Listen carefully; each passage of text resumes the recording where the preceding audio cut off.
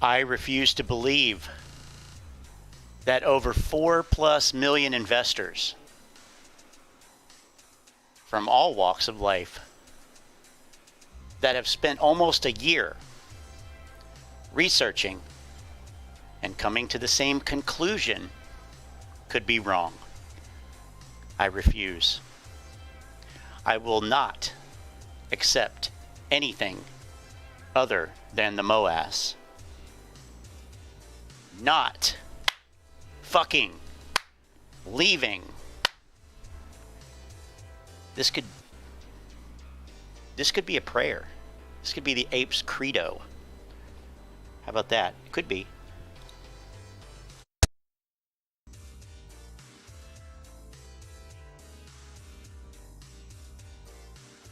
Not fucking leaving.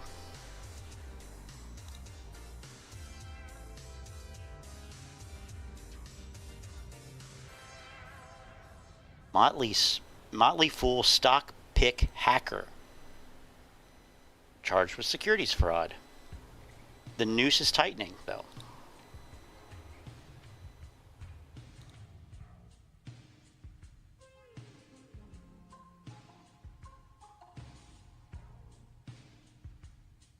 And we're in.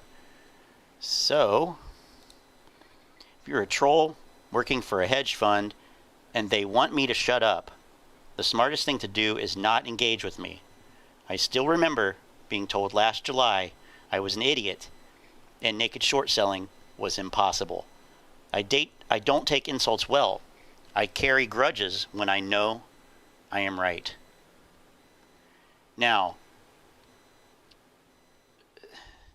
this picture, this appears to be a different picture, supposedly, of Peter Hahn. That's not the same guy. I can't look now because he blocked me. In fact, I think I definitely told him he was an idiot at some point. It might not have been July. Weird. What is with all these Star Wars references? Citadel may be Darth Vader, but BlackRock is Emperor Palpatine. I think they deserve more recognition among the ape community.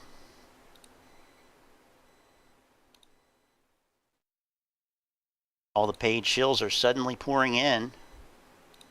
Right. Because this is totally retail. Spoofing to hold the price down. That's spoofing. Oh man, that's spoofing.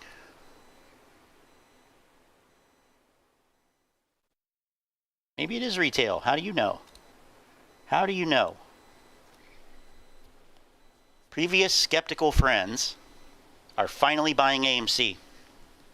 What? Most of my friends and family started buying AMC in May last year. However, a handful stayed skeptical and kept buying Kramer, MSM, and Wall Street Journal stocks until now, seeing the inflation and market volatility going up, and finally understanding what a heavily shorted stock is, has made them AMC investors. So they were totally 100% ignorant about the stock market before. That's why they stayed skeptical. And now they're apes. They've taken it to a whole new level. They have finally done their DD. I always asked them when we met. They like ROI, but primarily invested to help change the market. Help change the market and fight for fairness and transparency. Cool. If I refresh, maybe we can get a closing bell or text update.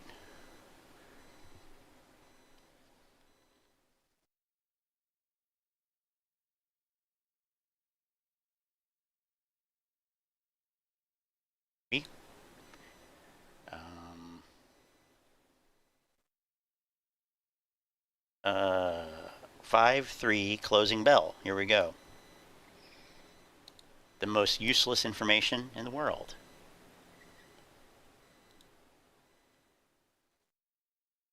short interest is up, supposedly. Short score? What is this? Short score. Value of Ortex estimated short interest is down 10% over the last week.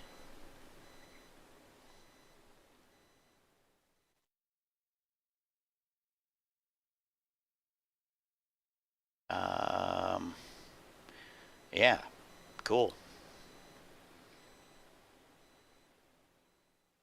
Since we're reading ridiculous shit, let's go with the Ortex Guys open letter to Hedgie. Hey Hedgie, it's me again. Sorry for all the lost sleep. Jesus. Over a year ago, I took a risk on something I had no clue on how it would end. I would have sold at $100 then. That's on you for not realizing this. But your pride is my profit now, mate. AMC is now my biggest financial investment, and that says a lot seeing as I own property. But you know what's really mind-boggling? I have fully embraced an all-or-nothing mentality on my position. Sure, I won't be the last to sell, but I won't be cutting in line to do so either. You see, Hedgie, this is not just a means to retirement. It's not even a means to generational wealth for me. It's the end of financial uncertainty to literally everyone in my inner circle and everyone they know. You think I've spent my time yacht browsing and Lambo shopping? How about apartment complexes for lifetime free rent for those trying to recover from devastating life events? I'm not like you, Hedgie. I'm better. But I know how to scrap in the mud like the best of them. Your street is now our street. Ape out. P.S. Thanks for the amazing sale prices. Can you single digits this bitch and we moon already? Prime example of FUD. 100% nonsense. Ortex guy. Fucking idiot. How long has he been doing this shit? Seriously. I can't jump to the end anyway. Apparently the SEC didn't release the FTD data. Oh man. Because the FTD data means so fucking much. Alright. I'm curious about this. Okay, now I know what Tom Zazullo was talking about. Wow, what a misleading little twit. Where'd it go? First time ever, SEC is late on dropping quarterly AMC naked short data. What in the fuck? Tom. Jesus Christ almighty. Alright. Let's see what the fuck this idiot's saying. Making a very early video here today because we have some super breaking news relating to AMC and GameStop. Let's not waste any time. Let's just get into it. So according to Ortex, which is one of the top reporting sources on information about the short selling situation. One of the top reporting sources about information about short selling. Right. Going on right now, the SEC was supposed to release the latest failure to deliver data for the first half of April yesterday. Now, failure to deliver, for anybody who doesn't know, is basically the formal term for naked short data. No, it's not. No. Oh my God. I had... oh, Jesus Christ. Failure to deliver data for the first half of April yesterday. Now, failure to deliver, for anybody who doesn't know, is basically the formal term for naked short data. But the file is a duplicate of the second half of March data. We have reached out to them to notify their error. As soon as we get their latest FTD data, it will be on Ortex. Now, currently, if you look at Ortex, there are no updates. This is the most recent citing of what we're being talked about right now. And this is something really big because obviously AMC and GameStop are two of the most heavily naked shorted companies in the market right now. The SEC has, for whatever reason, decided not to release this information to us yet. Now, this could be because of an error. Obviously, there's that possibility. But for anybody who's been following the channel or following the situation with AMC and GameStop, we know that there's been a whole lot of funny business with SEC. And this is the first time ever that whole lot of funny business. That's one way to put it, I guess. But I'm just, you know, I have to hear this again because this is just such nonsense. Of April yesterday. Now, failure to deliver, for anybody who doesn't know, is basically the formal term for naked short data. But the formal term for naked short data. Where'd you learn that, Tom? Where did you learn that? Because, you know, I haven't seen it put that way. I've heard nobody else say that. Failure to deliver is a... Jesus Christ. Stick with this theme here. All right, everybody, we got a big video to cover here today. We are going to be breaking down this interview from the global conference. And in this interview, we have Ken Griffin talking for about a half an hour about some massive topics. We have him talking about his short positions, his... All right, let's skip to that. I don't want to watch all this. In the description if you want to watch any other parts. So the first relevant moment is right here at 34 minutes into the video. At best, in a point of détente, but nonetheless at a very fragile point in the history of the relations between the United States and China. So if we are at the moment, Ken, as you said, perhaps at the period of greatest uncertainty since the early days of the financial crisis, perhaps even the whole financial crisis itself, do you see that uncertainty resolving, or do you see more uncertainty in the months and possibly years ahead? So I think the next couple months are going to be incredibly telling. And we all know this, right? We're going to find out the inflation story as it plays out through Q2, Q3, Q4. And expectations are that inflation will fall to an annualized rate roughly 3.5–4% by Q4, which will give the Fed much more latitude in policy. The war in the Ukraine... Gotta have that cocaine. You can't do what you do without it, can you, boy? At this point in time. The question is, how do you create an off-ramp for Russia? How do you give Putin a face-saving way to de-escalate this unfolding human tragedy in Europe? And then, of course, we take it for granted that the pandemic has come and gone, but it hasn't. And the good news is the ability for the mRNA vaccines to be rapidly advanced does give us a safety net to a significant degree against any further mutations of the virus. I framed my question to you in terms of the way most investors feel. They find it challenging. And many of them are losing money in their equity portfolios, their fixed income portfolios. Everything feels like it's correlating to one. Is investing harder for you and your colleagues at Citadel? So the mental model that we like to think about is when the pie is getting bigger, that should be a good time for everybody who's in the world of finance, right? There's just more money to go around. And these are very trying times because the pie is getting smaller. It's really difficult to maintain your purchasing power, your nominal equity in a world with a shrinking pie. And we've had some pretty difficult days over the course of the last 4 months as that pie has gotten smaller. So I'd say that for all investors, these are really trying times. 10-year bond today hit a 3% yield. NASDAQ had its worst month last month in over a decade, down 8 and change percent. It is a really tough period of time for people to deploy capital. When you say you've had a few difficult days over the past few months, what is a difficult day for you and for Citadel and for Citadel Securities? So for us at Citadel, you know, your difficult days are when you either miss a significant opportunity or you're on the wrong side of a significant event. And we've had plenty of opportunities to do both of those over the course of the first 4 months of this year. The good news for us is that there have been enough dislocations that we've been able to generate revenues that are far in excess of our losses. But these are trying times for all managers. I mean, this is a really difficult period to deploy capital when again, that pie is shrinking every day. I do want to point out something that you probably can't, which is that all that being said, you're doing just fine. There were some numbers that came out today, some of you folks in the audience may have seen. Citadel's Wellington hedge fund is up 7.5% over the month of April. It's up almost 13% year to date.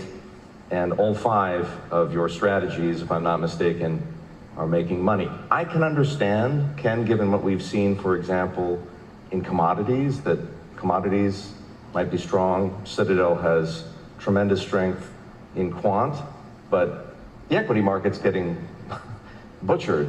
How is it that you're able to be so consistent, have performed so consistently well? So the key in your equity portfolio Secret ingredient is is how much crime. beta do you carry? And over the course of the last month, we've carried de minimis beta. It's just been an environment where we believe that owning stocks outright long is likely to be a punishing experience.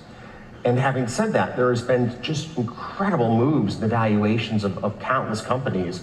And if you're on the right side of those moves, or you're quick to react to information, you can nimbly generate trading revenues in an environment like this. We began by talking about what things feel like now.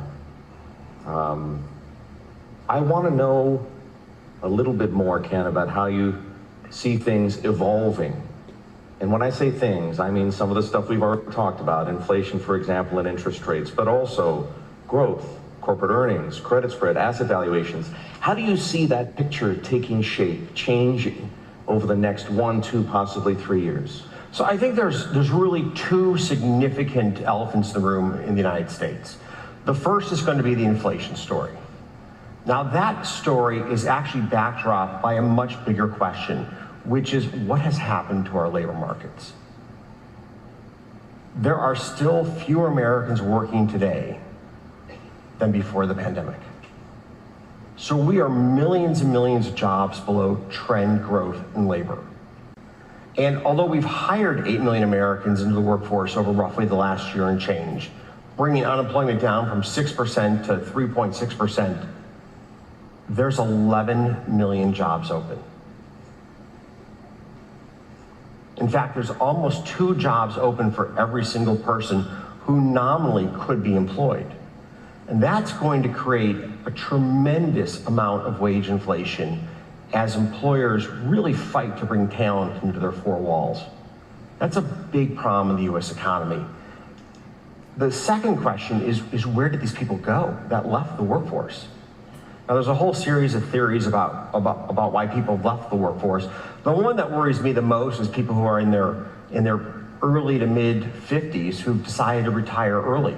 Good riddance. If that's predicated on their Good family fucking net riddance. worth, that's a bit of a frightening proposition, because if there's a material correction in asset values, you've left the workforce in the prime of your career, in your peak earnings period, to count on a nest egg that might be disintegrating.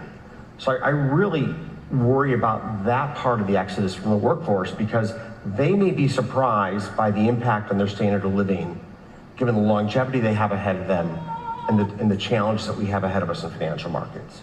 But we're still, and just to emphasize again, we're still below pre-pandemic employment levels, with 11 million jobs open and only a 3.6% unemployment rate. So the Fed has got to think about how do they cool the demand for labor. That's, of course, involves raising rates. And right now, everybody knows the Fed's behind on that front. Part of this has been the hope that this very, very high growth in the economy would pull people back into the workforce. Right. That's just not happening very quickly. And that's a real problem. You've clearly given this some thought. Why do you think that is? All right, so in this section of the video, they basically just talk about energy, and it's not super relevant to AMC or Where's the GameStop. It's AMC mostly just shit? related to some of Ken Griffin's thoughts on how essentially the energy drives about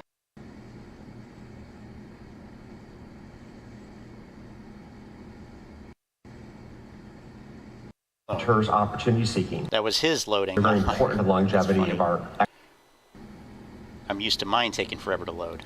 about the premise of the question. Fair, all right? There are 2 other dimensions that are very important to the longevity of our economic growth. Number 1 is our regulatory policy. How much do we burden companies with just an avalanche of regulation that deters growth and deters opportunity seeking?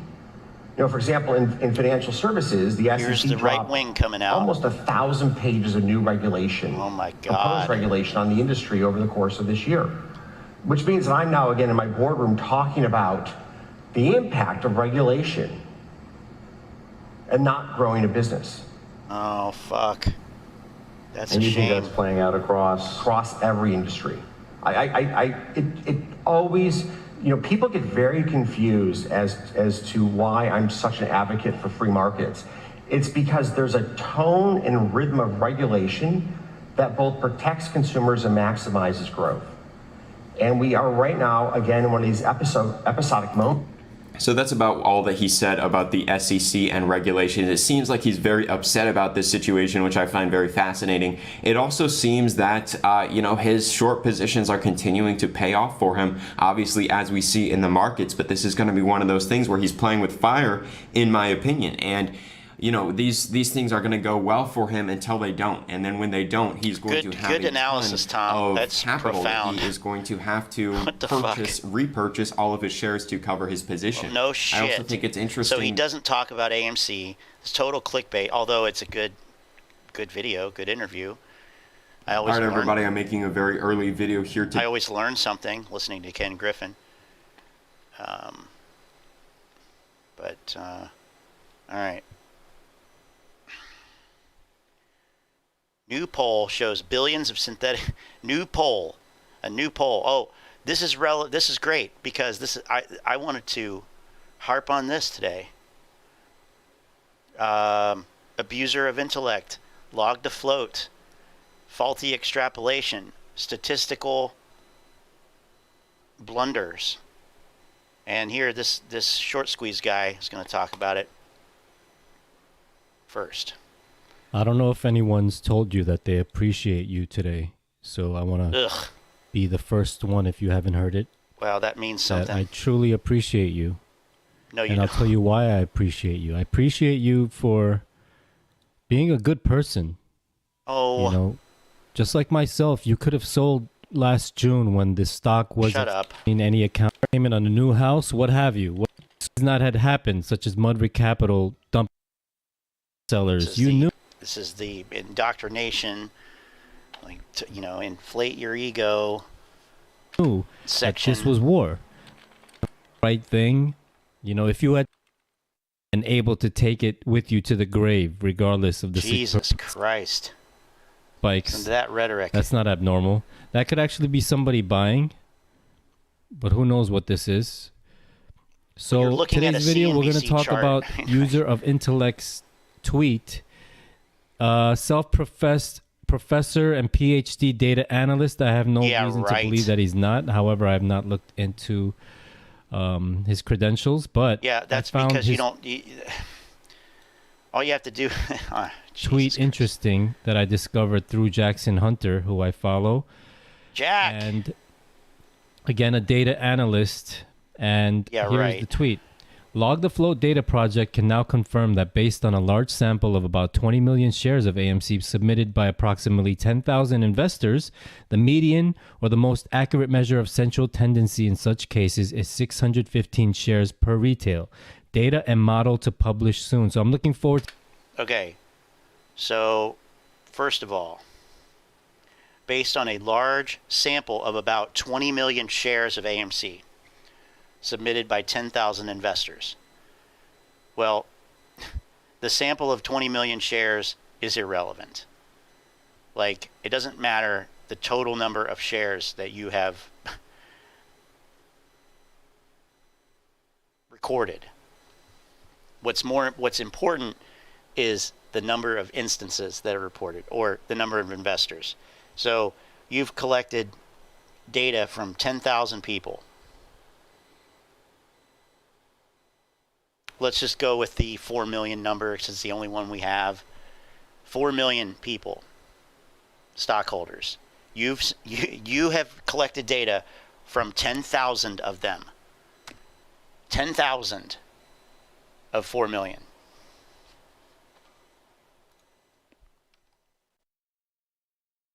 That is a quarter of 1%, 0.25%. That's nothing. And it's not a random sample. It is actually a convenience sample. It's a sample that is convenient. It's convenient to get a sample of diehard apes who are engaged on Reddit, engaged on Twitter. They're fanatical. And of course they're going to participate. It's not a random sample. So the data is skewed already. Just from that. Not even considering how they extrapolated this data. Okay. To seeing the actual report that User of Intellect releases, but I thought this was interesting because it seems like a feasible number, doesn't it to you? No. Just from holding it for about a year and a half now and Absolutely seeing not. different people talking about how many shares they have, which people are very open to say, right? So 615 seems to be a pretty accurate number. If you were just to guess, how many shares do you think the average investor holds? Some people have 50 shares, obviously. Some people have 100. Some people have 200. You know, some people have 300, 400, et cetera, et cetera, et cetera. But some people do have 10,000, 20,000, 30,000 shares. And I'm talking about retail investors. So 615 shares times 4 million investors would be about 2.5 billion shares. That's what they're trying to get at here. Again, it's a completely flawed method, but we'll get there. We're not taking into account institutions, hedge funds, ETFs, etc., right? So we're talking about the average retail investor or people on the street. So 615 seems to be a reasonable number in terms of how many shares they have, right? So if User of Intellect is correct, or their report is correct, again, taking from a sample size of 10,000 investors, and this is how they do these things. They take a sample size, whether that be tests for medications that they're doing trials on or whatever. They take a sample of people. They're not going to those are designed. They're designed that way. This was how many people will respond. Take what you can get. What you got was very, very small percentage. So it's not representative. test the entire population. Obviously, that's impossible. So they'll take 100 people, 1,000 people, et cetera, et cetera. So but they screen those people to make sure they're getting the right representation of the population. So they're not going to bring in all white men, for example, unless it's something specific to one group. But let's say you're trying to sample the entire population of the United States or Europe or wherever.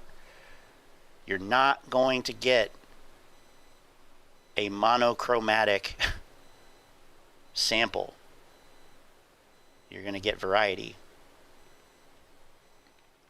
which in this analogy would mean you need to talk to the people who are not engaged in a fanatical manner on Reddit and Twitter about this, because those are the people who have 10 shares, 5 shares, 1 share, half a share.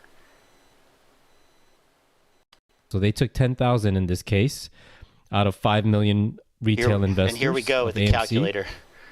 So let's do some math here. 615 here it is. Times, Adam Aaron said there was 4 million holders. Let's just use that number. There might be more. Let's keep that in mind as well. I think that's 4 million there. So let's do some math here. That gives us 2,460,000,000 shares. Right. Okay. Okay. There's another major problem with this right here. This is not, it's not valid. It's just not valid. He says he's working from a median. All right, fine, whatever. Median, mean, average, any of those statistical measures. That's the middle. That's the average, or the middle number that occurs in that set of data. if we were talking about an average, which is what he used before, you would say, okay, there are people who have more than this and people who have less than this. So we'll take the 615. There are people who have 800. There are people who have 200. But the middle number is 615. Okay, so then multiply that by the number of shareholders in total that you think there are based on something that Adam Aron said last year.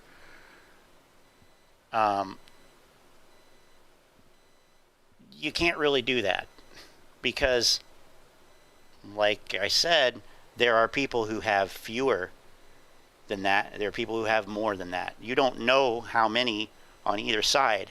You're literally taking one number and saying, okay, everybody has 615.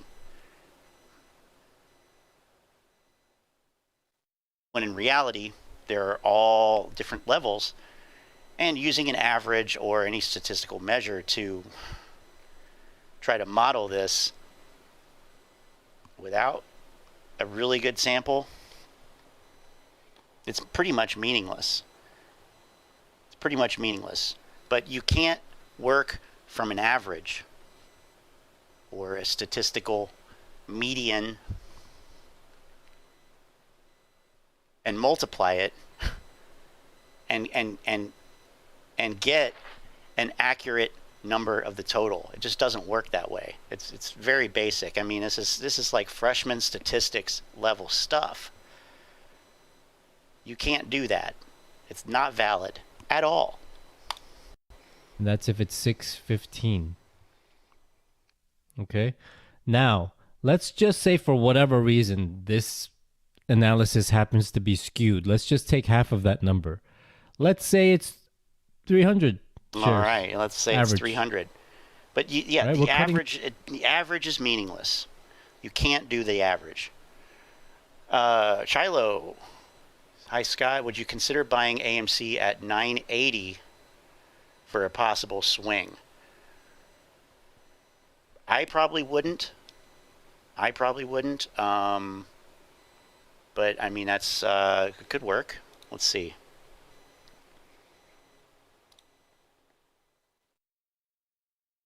$9.80, very specific number. Why 980? 980.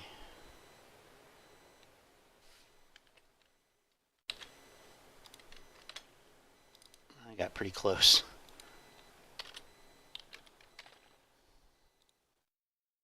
$980's there, so that's like a pre-run-up thing, right?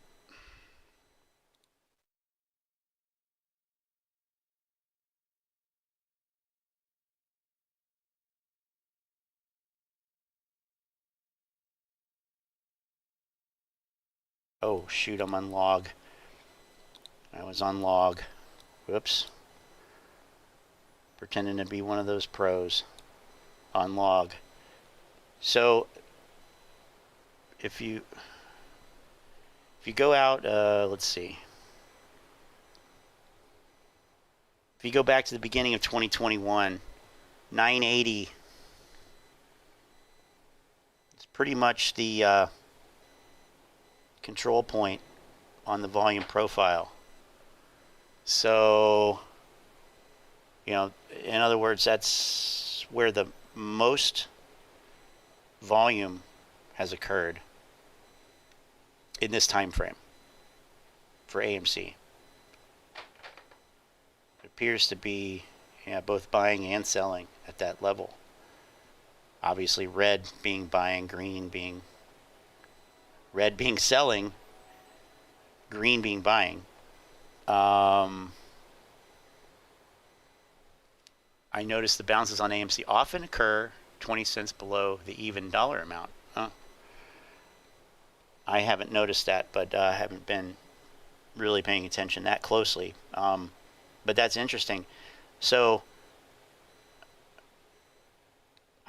this is not specific to AMC, what I'm about to say, but you know, generally speaking, these these control points, these long bars in the volume profile, will give you some support resistance levels. So in this case, it will be a support level. So you could very well see it's not really that visible.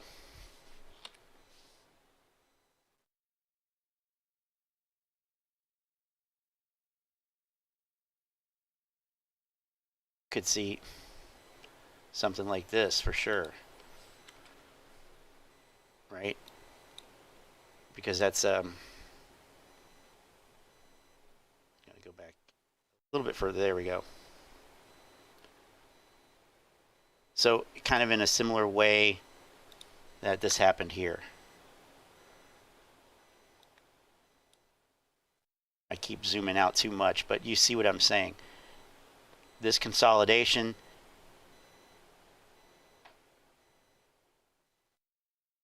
bounce, right? And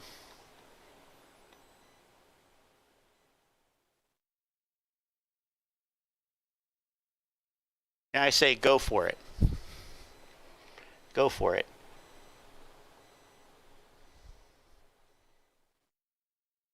Think that'll happen before or after earnings? Well, would pretty much have to be after, right? Next Monday earnings, I guess, according to this. But no, I mean, check out the volume profile or some like pivot point deals or you know, even how about this? How about this?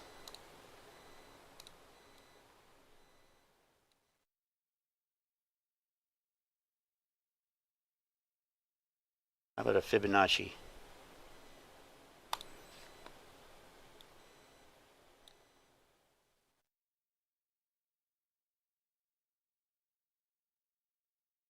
So 980 is like right in between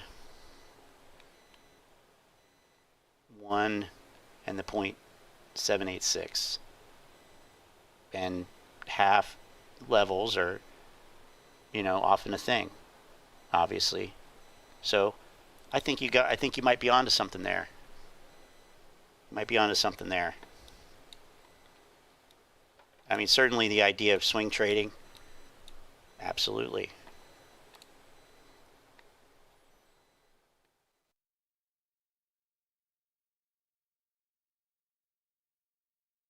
Not financial advice, though. This in half, which is a lot. Okay, so we don't even have to. Is he going to do anything else other than just play with numbers? 600 million, or incite hope. Let's try that. Let's say greed in the apes. These numbers give you an idea, but no matter how you slice it or dice it, there's definitely more shares than this, and that's common knowledge. Everybody knows that. You can just tell from the volume. When anyone says everybody knows that, Jesus. Probably not then.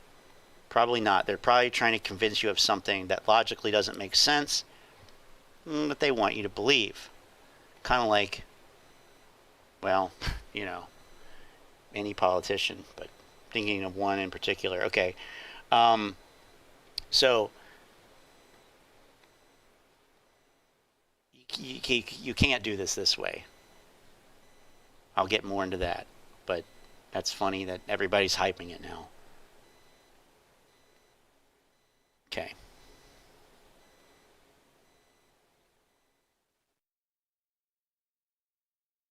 Ay, ay, ay.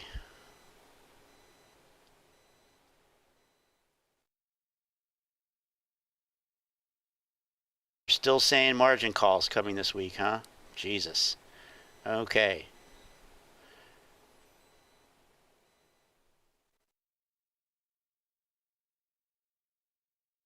They could suspend AMC squeeze. Really?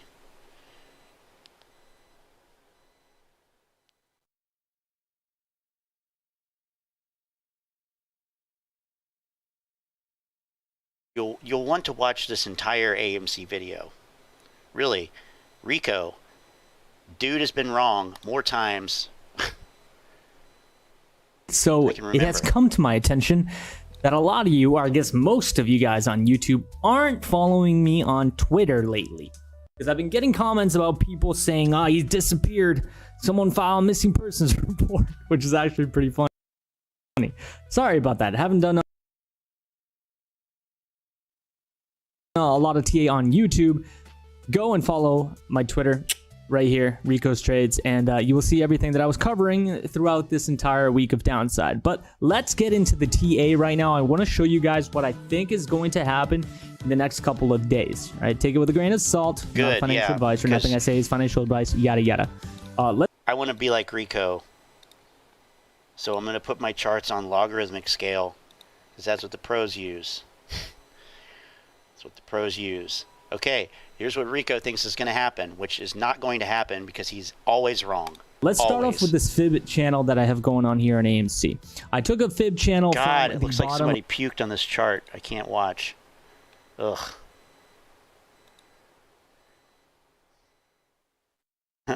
backing up. You're just testing the demand zone again before you start marking up to the upside. This is the stochastic oscillator. It's a momentum indicator. It is finding support on the bottom of the three midlines, right? So it can start curling any point, and I expect it to. This is a really great thing to have in your charts. Check it out. And also on wow, this is old. Holy shit, this is old. I didn't even notice that. Why did it come up? Yikes. Okay. So, I think YouTube is suppressing AMC videos again. Seriously. 6 hours ago, 7 hours ago, 2 weeks ago. Why does it jump to 2 weeks ago? That's ridiculous. Have it in order of time. Okay. Another hedge fund collapsed. Hedge fund caught naked shorting. Oh, yep. What's going on, guys? Welcome back to another video. I've got another very important AMC update to bring all of you this afternoon. So what we're going to be covering in this update is a little bit of the price action that we're seeing on AMC today.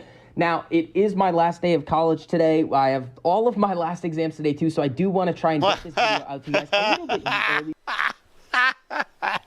My last day of college. Oh, shit.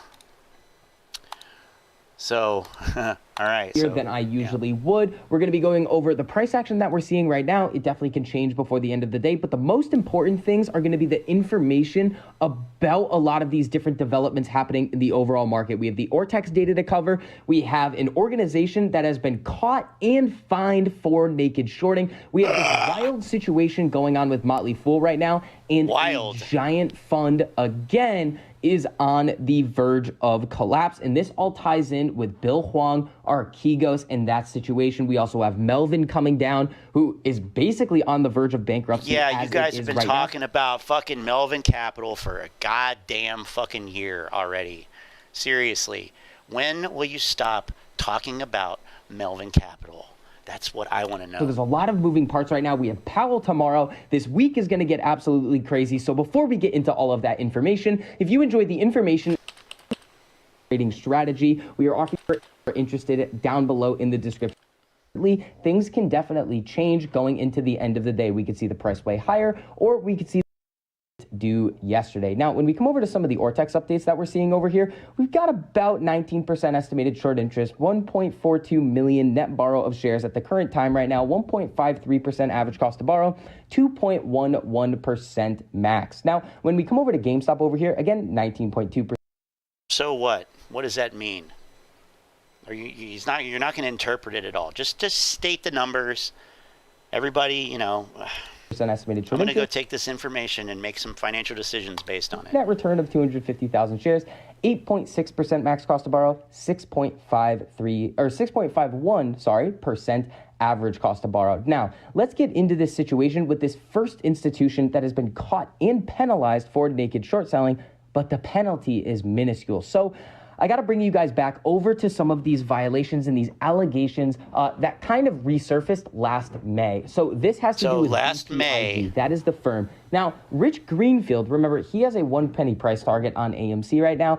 Obviously, he's most likely going to be wrong, but he used to work at this institution. So Obviously. take that information and do what you want with it. But the SEC alleges that BTIG ignored facts indicating that the hedge fund's representations that it owned the securities it was selling and that it would deliver them by the settlement date were false. Despite many red flags, the SEC said that BTIG allegedly continued to mark the hedge fund's orders as long and short exempt without making an effort to determine whether those markings were correct. In addition, the SEC alleges that because BTIG failed to borrow or locate the shares before doing the transaction, which were in reality short sales that they were marking as long, the firm violated another short selling rule. Yeah, it's called naked shorting. You can't do that. Now, when we come over to the most recent update of what happened today, the SEC obtains a final judgment against BTIG. So it goes over a little bit of some of the details. On May 19th, 2021, the SEC charged BTIG with violating some of these SEC rules right here, representing total sales of more than $250 million as long and short exempt when those orders should have been marked as short from December 16th all the way through July of 2017. December 2016 through July 2017. I said this before, and I'm saying it again now.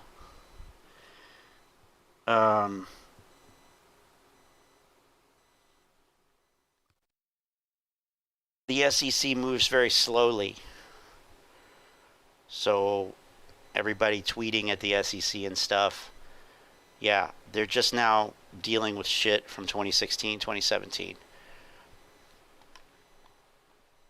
That's not to say that, anything will be dealt with here. Just pointing it out. Now, when we come over to the penalty, it's about $600,000. On May 2nd, 2022, the court entered judgment by consent against BTIG, permanently enjoining BTIG from violating these rules of Reg Show. The court also ordered them to pay a disgorgement of $315,000, prejudgment interest of $64,000, and a penalty of $315,000. Now, with the amount of money that they could have potentially made on these short sales, this penalty right here is absolutely not enough. Well, okay, so it's your last day of college, you said? Okay, all right. Well, here's one thing, all right? BTIG, according to this document, is a broker-dealer. They effected the short sales, from one of their clients, going off of what this says here, one of their clients, who's a hedge fund, was trying to short something, and BTIG, which is their broker, BTIG mismarked the orders. Whether it was on purpose, whether it was accidental, we don't know, we don't care. They got marked incorrectly. And he's saying, Short the VIX now is saying, oh, well, look at how much, 250 total sales of more than 250 million. Well, how much money could, this $600,000 fine is not enough, considering how much money they could have made off this trade, potentially. Okay. The fine is levied towards the broker-dealer. They're the ones who did, mark the trade. The hedge fund, is the hedge fund mentioned in here? From a hedge fund customer representing total sales of 250 million, BTIG ignored facts indicating that the hedge fund's representations that it owned the securities it was selling, and then it deliver them. So the hedge fund said, "Yeah, we've got the shares. We've got the shares." And this broker-dealer said, oh, okay, cool. You've got the shares? Awesome. We'll go ahead and blah, blah, blah, blah. Well, they didn't check to make sure they actually did. And upon discovering that they didn't have them, they didn't make arrangements to borrow them. So He's crossing his, he's conflating things here. The customer, the trader, right? The person actually on whose behalf the trade was executed was a hedge fund. This fine is against the broker-dealer. So doesn't it stand to reason that the person who would have made all that cash on these trades would be the hedge fund, not the broker-dealer? Right? Let's go back a little bit. Disgorgement of $315,000, prejudgment interest of $64,000, and a penalty of $315,000. Now, with the amount of money that they could have potentially made on these shorts, They. This is the problem with using the word pronoun they. To whom are you referring? Are you talking about the person the fine was levied against? The broker-dealer? Are you talking about the hedge fund who was their customer? Who are they? Okay? They could have made a lot of money. $315,000, prejudgment interest of $64,000, and a penalty of $315,000. Now, with the amount of money that they could have potentially made on these short sales, this penalty right here is absolutely not enough. So what this is telling us right here, we know at this point, I think, that the SEC is not really going to come in and save any of us. I think the SEC, but man, my opinion has kind of always been that the SEC was going to kind of come in after and try and regulate this type of marketplace after a major event happens, such as a giant short squeeze. So that's kind of what we're waiting on here. The SEC is not really going to do a whole lot, but we still have that DOJ investigation into the manipulative short selling as well, but that is going to take some time to play out. Now, I want to get into this Motley Fool situation before we start talking. Okay, so, yeah, they could have made a lot of money. They, blah, blah, blah, blah, blah, they. Okay, Motley Fool situation. About this other really big hedge fund, or mainly just a giant investment fund that is on the verge of blowing up as well. They're down about 44% on the year. Now, Motley Fool over here, so this is from Bloomberg Law. This is one of the wildest things that I've seen in a while. Motley Fool stock pick hacker was charged with securities fraud. An Idaho man who allegedly managed to access stock picks by personal finance website Motley Fool before publication and made millions of dollars trading on the information has been charged with securities fraud. Okay, so who cares? What does this have to do with anything other than being an interesting story? Is it just dunking on the Motley Fool because you don't like the Motley Fool because they don't confirm your bias with every one of their articles? Because they have writers like Sean Williams who actually engages with the apes and tries to educate them and help them actually? Or is it because you're concerned about people's internet security? What is the point here?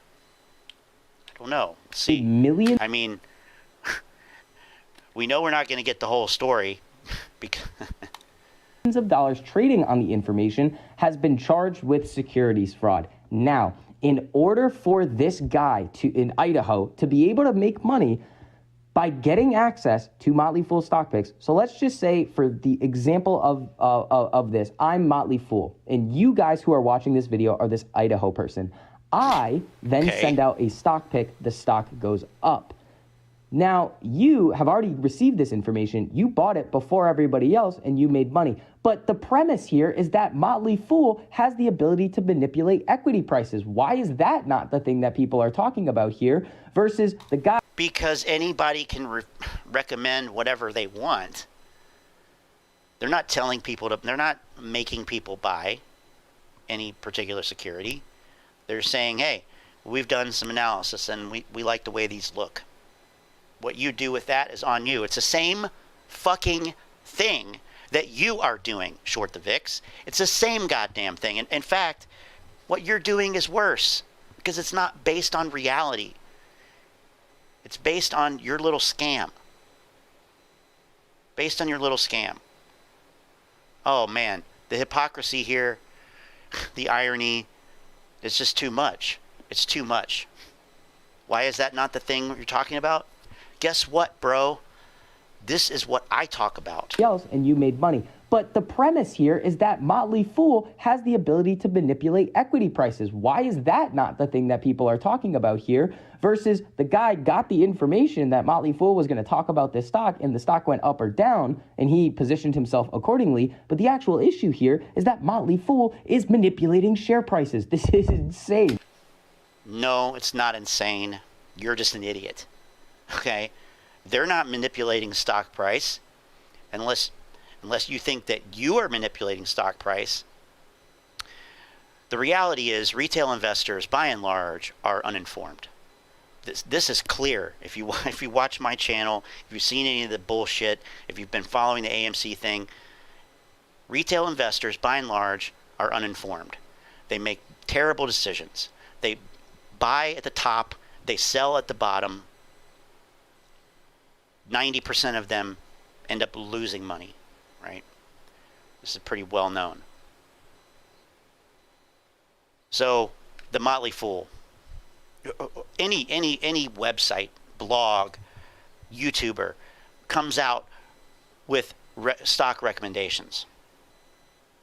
Now, as a contrarian, personally, I don't listen to any of that shit. I don't care what other people are buying. I don't care that some corporation, some corporate entity, somebody with an agenda, potentially with an agenda, or just somebody that I don't know if they know what they're doing, what they're talking about. I don't know that person. I don't care what the fuck you're buying. I'm not going to buy based on some Motley Fool recommendation. That's some uninformed investor shit. So why are you sitting there with bunched up fucking panties about this when you're doing the same thing? Only worse. You're not picking stocks. You're pumping and hyping one stock. One stock. I mean, the law of averages kind of says you'd probably make more money with these Motley Fool stock picks than you would just because of being diversified rather than one stock which has seen the ship has sailed on. It's crazy. And this is his last day of college today, apparently. Last day of Jesus. And then kind of the last thing that I kind of want to go over here with you guys is this situation with Tiger Global. So there are a lot of individuals in the finance industry right now called Tiger Cubs. Now, they used to work, they basically all cut their teeth at Tiger Global. So this is a giant fund right here. Tiger Global's hedge fund posts 15% monthly drop, pushing the year's loss to 44%. Oh, great. One hedge fund. Another hedge fund. Whoop. Well, what about Citadel? Why don't you talk about them? Why don't you report on their... Oh, they didn't lose money. That's right. They didn't lose money. Yeah, I don't care about one hedge fund going down. Who cares? Who gives a fuck? It's a hedge fund. It doesn't affect you. Literally, unless you're investing with that hedge fund, why do you care? Because they're stealing money from you somehow? I don't know. It's ridiculous. What is... weird.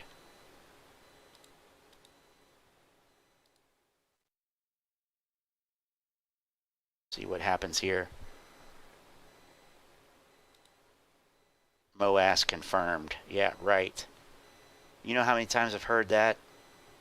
Will the stock split ignite the MOASS? The path to GME MOASS. Oh, this guy. I haven't seen this guy in a while because I searched for AMC. He's a GameStop purist.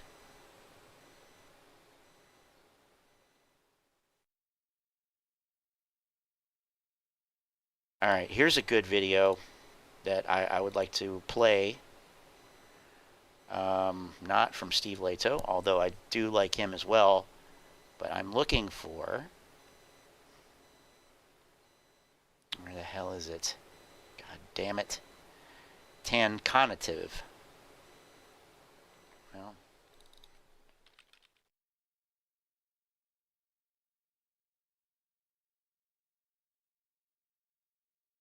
AMD crushed it.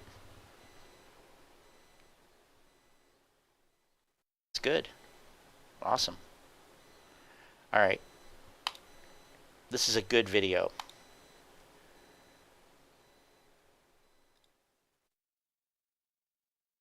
He has a very gentle, nurturing kind of vibe. Not me. It's not me. I can't do this. Clearly. So, check this out, people. Frankie Muhammad just posted a video and he asked a really good question. He asked the question, what do we do if AMC doesn't squeeze by June or July? Now, I just posted my call options on Okay.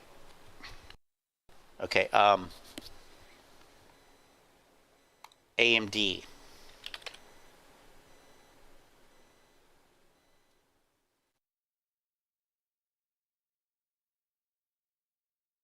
Call options tomorrow at the open.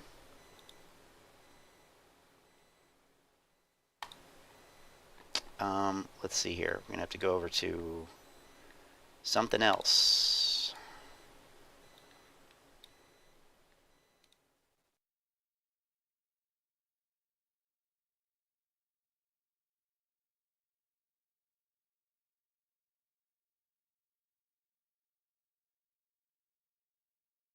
Actually,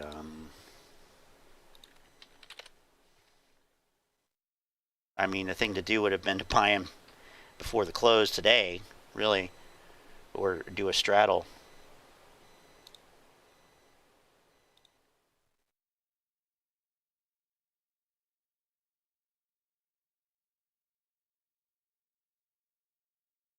Get the IV on the puts. Jesus. Look at the disparity there. The IV and the calls for this week are 49. On the puts, it's 246. The difference in premium. It's insane.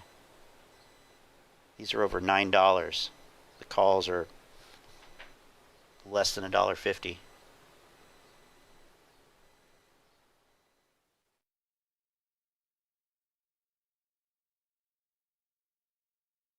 If I did anything, I would go out further in time.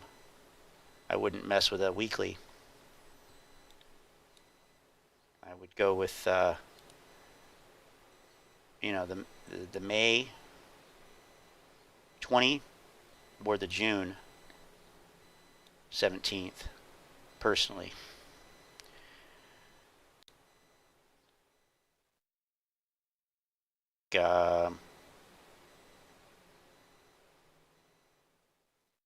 Here.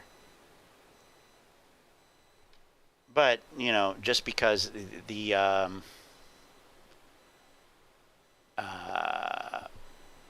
they hit the earnings and, you know, it's popped up now, you could see it collapse tomorrow morning. You could see massive profit taking, especially if it continues to rise in the after hours or pre-market tomorrow. So that's another thing to look at. If you see it gap up tomorrow and you know, shoot up in the pre-market, I would hold off on that personally, because you might see a shitload of profit taking and a collapse. I mean, I'm not saying a crash, but just, you know, it could make call options a liability. So that's what I would do. I would wait on that. You could, well, yeah, I'll just leave it at that. But did I forget to switch over? Shit. I don't know. Maybe I forgot to switch over to the Thinkorswim. Sorry if I did. But yeah, I would be careful there. Now, obviously, too. Well, I was messing around with AMD back last year a little bit.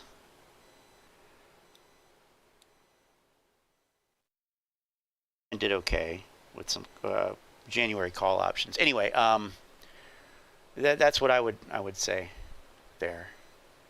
So Chilo grabbed 91 calls at the close today. Nice. Yeah, let me actually go to the Thinkorswim this time, because this was we saw this with I think Apple or one of those tech ones last week.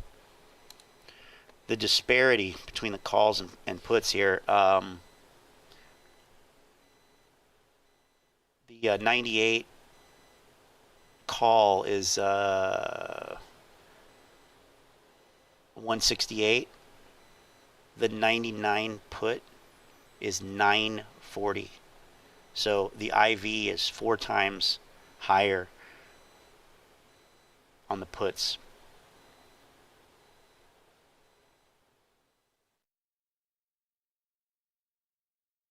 Wild. And just pop down below 98. Let's look at this.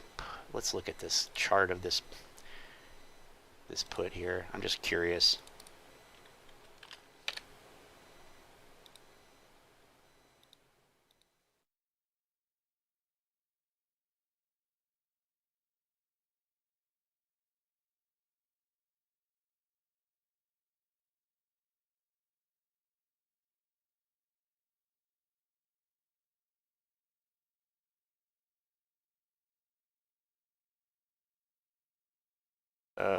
Yeah, I don't have yeah.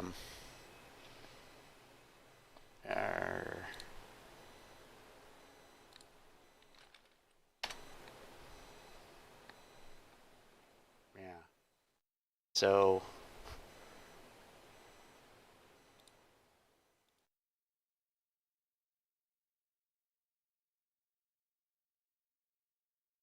purple line is this week's expiration.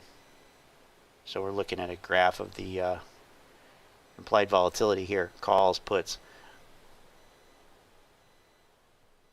Calls max out at like 258. The puts max out at like over 800%. Interesting. Okay.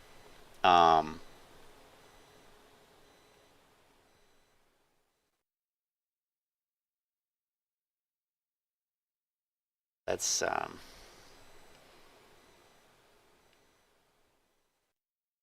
but yeah, good job on those 91 calls.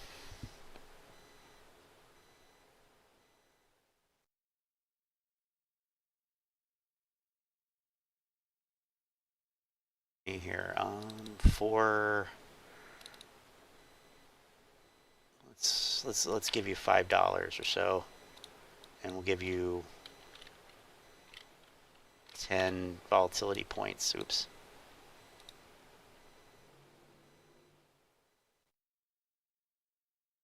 Not available. Why not?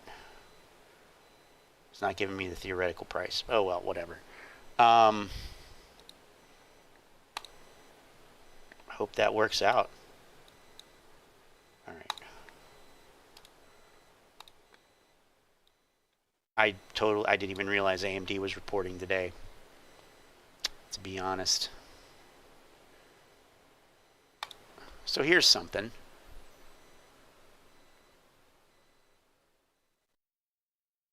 This is from yesterday. AMC 14.55 million volume. LMFAO, the lowest I have ever seen. Who's out there vaulting all the buy volume from retail and storing it? Oh, you all know it. The fraud is obvious.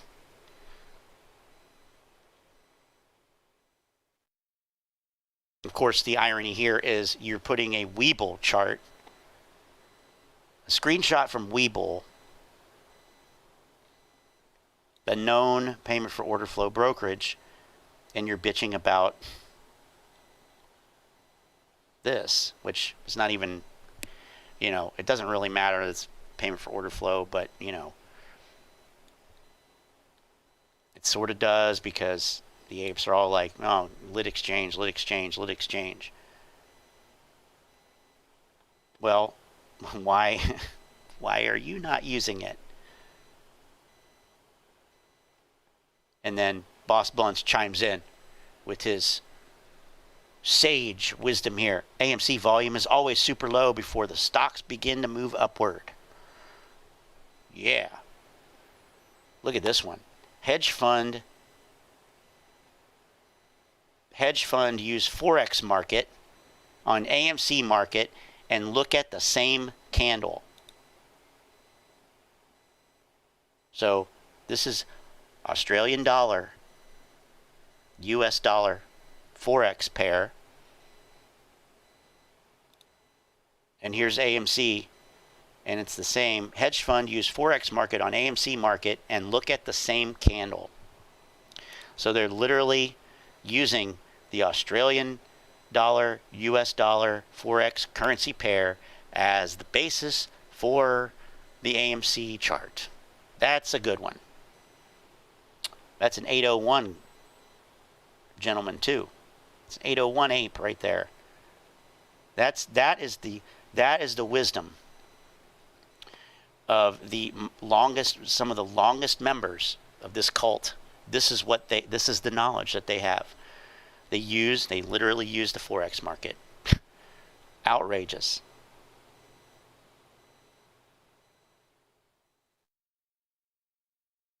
I also love how everybody always tags Boss Blunts and AMC Bigums in their posts, their DD posts, as if, AMC Bigums is going to be like, oh man, oh wow, I didn't realize that.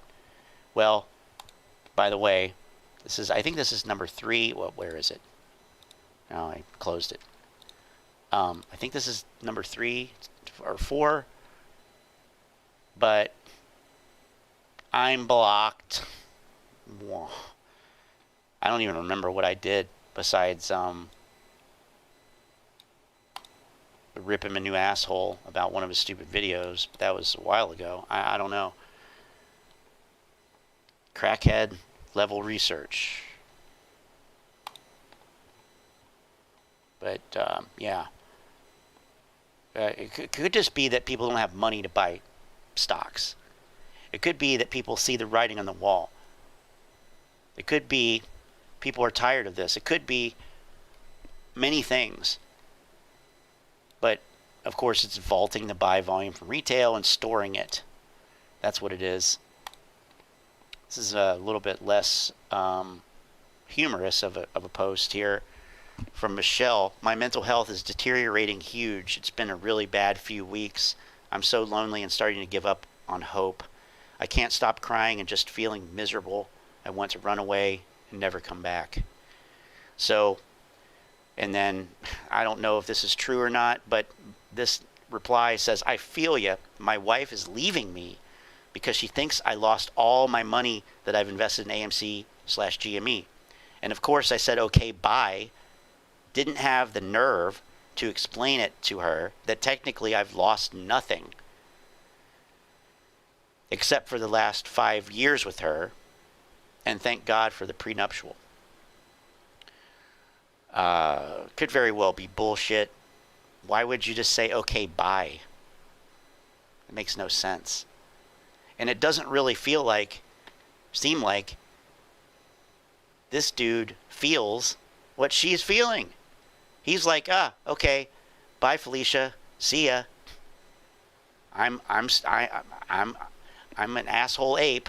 I don't care about anybody except myself. I'm gonna literally let my partner leave. Meanwhile, Michelle's up here talking about, what she's talking about. So that does not make me It doesn't give me any pleasure to read this stuff. None whatsoever.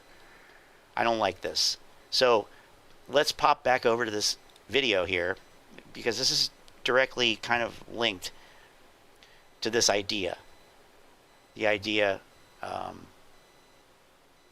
of what if, Okay, I'm just going to go back. Start it over. Here we go. So, check this out, people. Frankie Muhammad just posted a video, and he asked a really good question. He asked the question, what do we do if AMC doesn't squeeze by June or July? Now, I just posted my call options on AMC. I made a total of 8 calls, all of them for July. All of them for July. Because I believe that if AMC doesn't squeeze by July, then there's really no point in me even continuing to talk about AMC. So, if by July AMC doesn't squeeze, I don't think it's going to happen. Maybe not anytime soon. I'm not an ape, and I don't know if you value my opinion or if it even matters. But I have the same question, and what I believe should be done as far as what should we do if AMC doesn't squeeze by July, rather than keep believing the hype that it's gonna squeeze someday and just keep buying the bullshit and buying the bullshit, or growing up and saying, wait a minute, during a football game, basketball game, or baseball game, if the losing team keeps playing the same play over and over and over again, and it gets them nowhere, they just continue to lose, the coach, if he's smart and if he's a good coach, he will call the team to the side and say, listen, we need to change our strategy. We need to change our game plan. We need to do something different.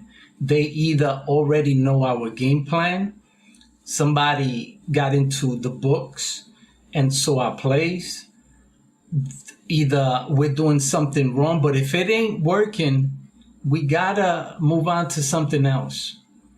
And if you pay attention to the stock market, AMC is not the only stock that squeezes. I mean, that other stock, SBFM, just squeezed a week ago. And look, people, we don't have to get greedy. To me, a squeeze is anything that goes up 30% or more in one day is a squeeze for me. 30% is a lot. If you got $1,000 bet on a stock and it goes up 30%, that's $300 on your $1,000 bet. And if you got $10,000, then that's a $3,000 gain on your $10,000 bet. Yeah, I want to go back to one thing he said. He said, talking about the sports team analogy, and why would you keep running the same play if it's not working? And I've been saying something like this pretty much the whole time I've been making videos since last July, August. You can't have the attitude that the DD is done. Oh, I know what I need to do. I just need to do this one thing. It doesn't work like that. And you know, we're seeing the effects of that right now. So you can catch somebody off guard once, maybe twice. And potentially even there was a third time. Third opportunity to save some of the losses. But, you know, the likelihood of that happening again, I think, is minimal, especially given the fact that we know that, and you don't hear much talk about this, as much now. The gamma squeeze, all the gamma squeeze stuff, because I broke the story a few weeks ago about the market makers changing their hedging strategy for the option chain. So they're not hedging the option books the way that the apes continue, I think, to assume that they are. Also doesn't help that the option volume has dried up as well.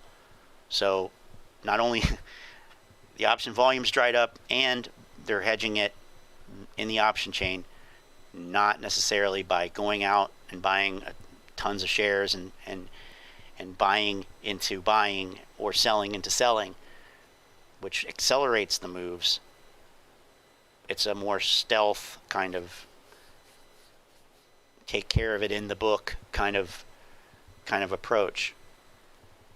And we have that on, from a couple different sources. Well, one source, one article that talked to two different people. Somebody at a broker dealer, I forget the other, and I have a video about it. So that's just all to say, well, if you didn't challenge yourself, if you didn't question it and say, all right, well, is this, I think that I believe this, but I want to be sure, or trust but verify kind of thing. If you didn't do that, if you just listened to what all of the AMC influencers, social media people are saying, you would keep running the same play with disappointing results. Keep losing games. And that's pretty much what happened. So I appreciate what he's saying here. I think this is a good video. He's much more soft-spoken than I am. I can't do that. I can't. So These guys get under my skin too much. that's not too bad. Look, I don't really think there's an honest way to respond to Frankie Muhammad's question, what do we do? Because the fact is that there's nothing that anybody can tell either of us what to do. There's nothing we could say to each other that will make it so that the market gets better for each of us individually. Even when the market does well, not everybody's going to do well. This is such a good point, too. Such a good point, too. Even when if AMC squeezes, not everybody's going to win. And we talked about that, too, here before. The idea that you could be given the perfect opportunity, and statistically speaking, some people are going to fuck it up. And they're going to blame somebody else, when in reality, it comes down to their knowledge, experience, and skill. And that's what he's getting at here. And that's the problem. People don't think that way. People don't prepare themselves for these losses that are going to happen. And there's just no other way to put it. So what do we do if AMC doesn't squeeze by July? Because that's my limit.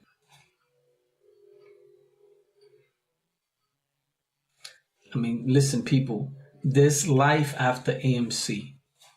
There's life during AMC. There was life before AMC. Because if AMC doesn't squeeze, then that means that you got to change the way you do things. It means you got to change the way you invest. Because you can't invest based on AMC and based on how AMC moves, whether AMC makes it or breaks it. You have to invest based on what the market is doing, how the market is going to benefit you. That's another excellent point. and it speaks to so many things, but really the idea about having a preconceived notion, having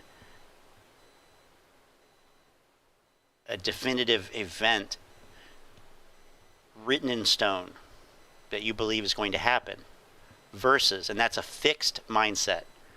That's having a fixed mindset. You're one track mind. You're focused on this. You're fixed to that eventuality. Versus what he's saying is you have to invest where the market, you have to go with the market.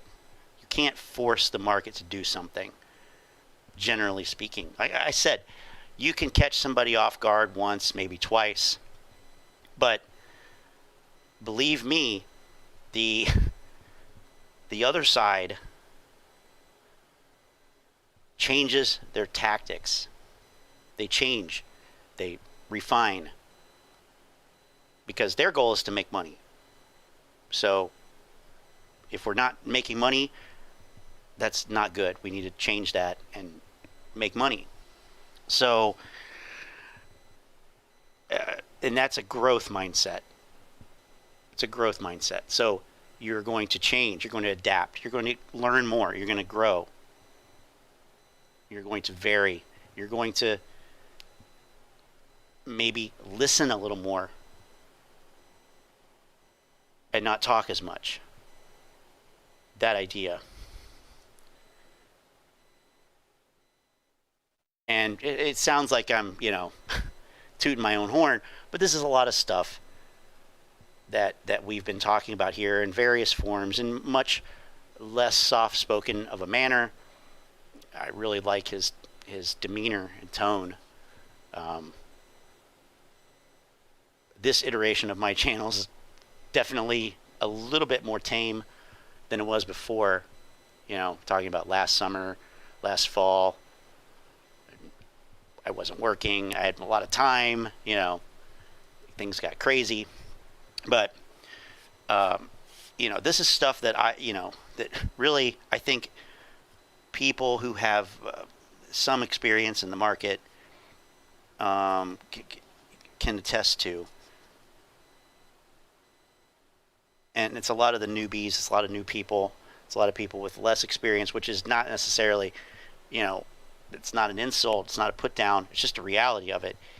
If you've never done XYZ, then you won't be as good at it, probably.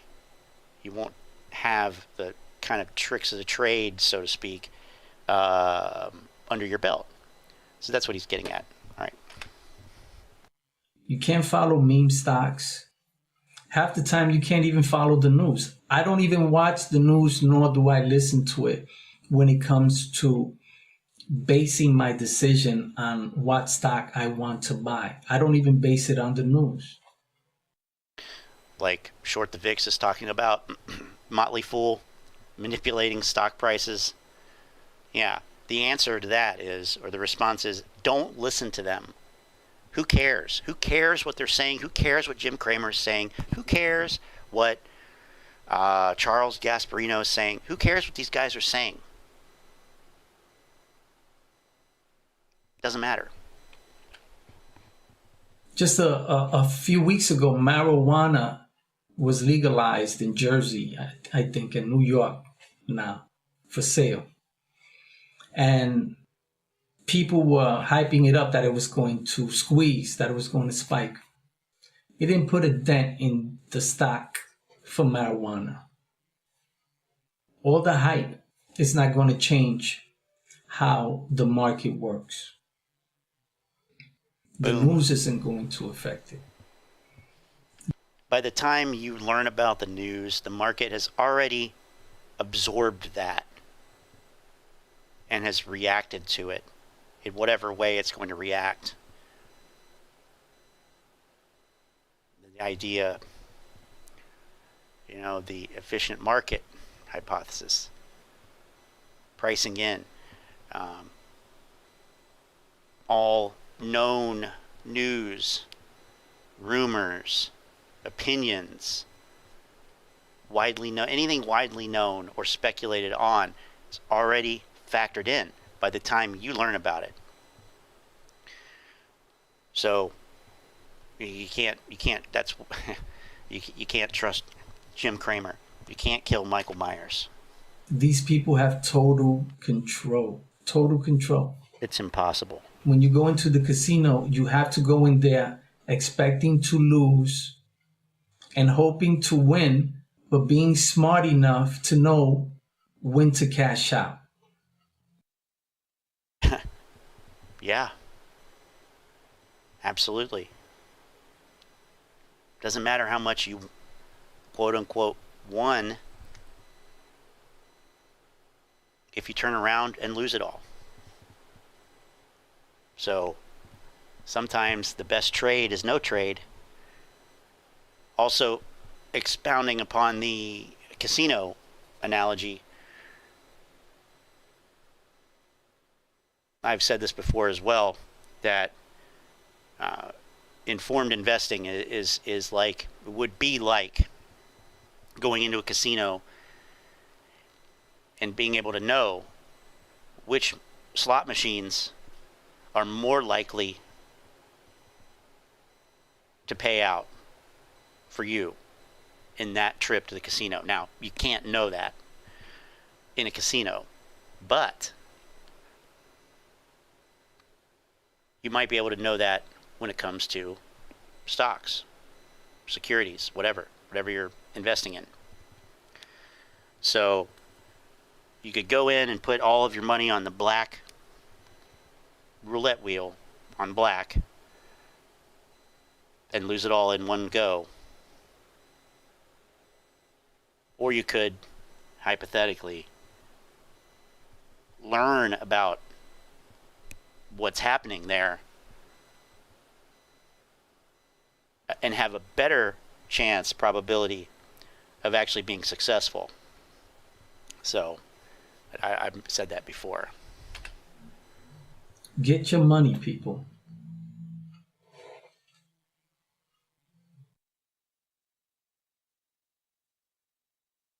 AMC probably won't squeeze. It probably already has.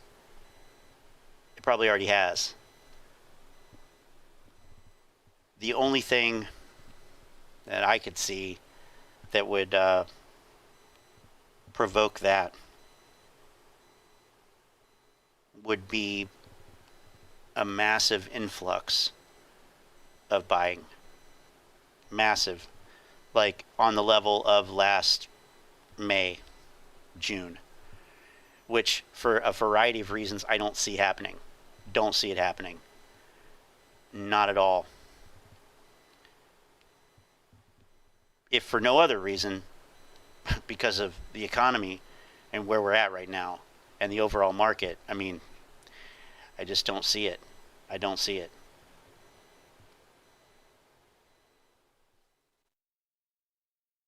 But I really like what that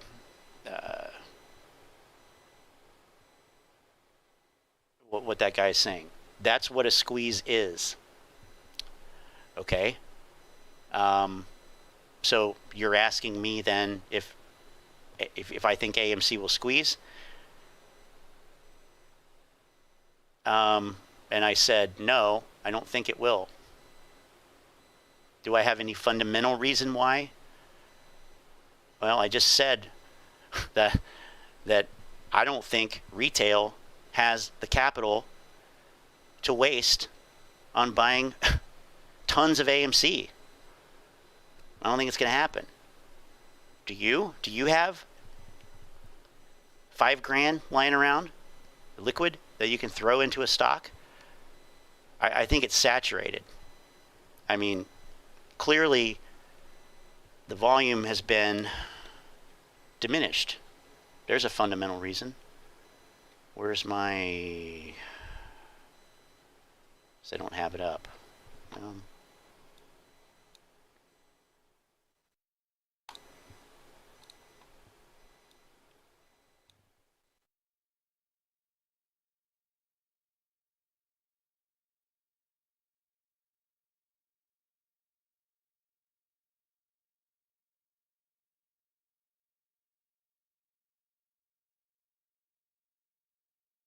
stuff off here. Well, yes, of course I think. You asked me for my opinion, so, I mean, but this, you know, here, let's just do this.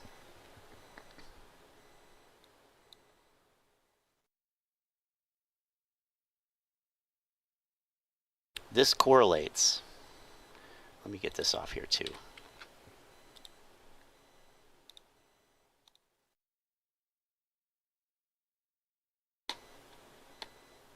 Right?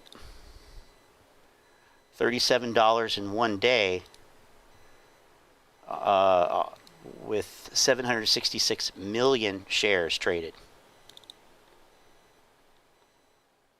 Here's most recently 920 in one day off 226 million shares traded. Recently here. But this just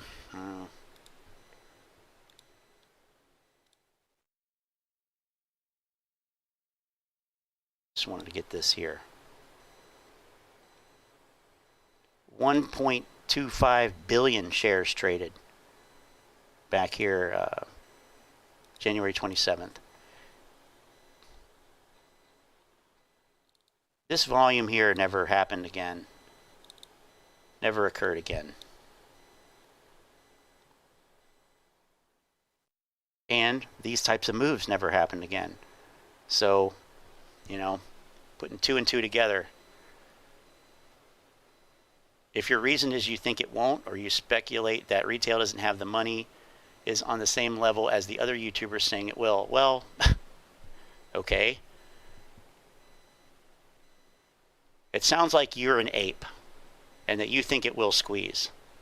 Am I wrong there? Am I wrong there with that? Like,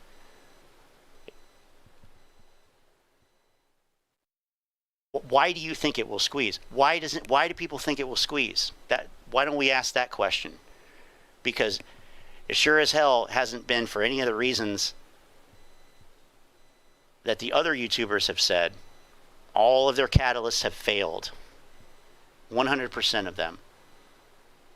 DTCC, margin calls. Oh, I thought the MOASS was supposed to happen today because of these automatic margin calls. Haircuts, right? Hedge funds collapsing. Market crash. What are the other catalysts? AMC earnings, GameStop earnings, crypto, popcorn, gold mine, all this shit. And here you are. Those are fake catalysts. Propagated by charlatans who don't want to educate people. They don't care about educating people, actually getting to the truth, something that can be objectively looked at. That's not their concern. The concern is convincing people like Mr. Lingo here, Linoge, sorry, it's like Lingo from here.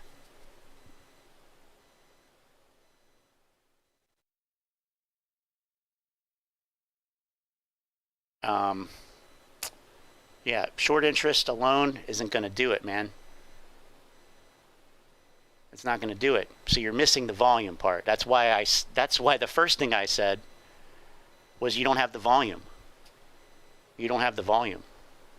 And the macroeconomic situation right now would kind of suggest to me, I mean, look at it this way. Last summer, people were getting stimulus, people were getting unemployment. People were getting extra amounts of unemployment. That alone really cuts out a lot of the capital that can go into this. And that's just one thing. Think about inflation. Think about all the price hikes, everything, gas, energy, food. Those things weren't as much of a problem last year. Now, there were other problems, sure. But, you know, it's different. Fundamentals slowly getting better. I don't think that really, does that really matter? Why does that matter? And a strong retail base who, you know, is not engaged. This isn't engagement. This is, I want somebody else to do the buying for me. Or I need somebody to do that, somebody else to do the buying for me.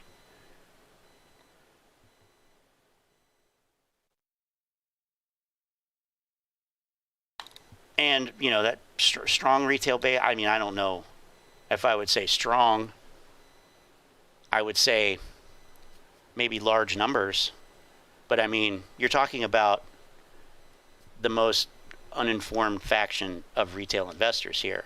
People who bought in, you know, to basically a narrative. So, hey, Antoinette.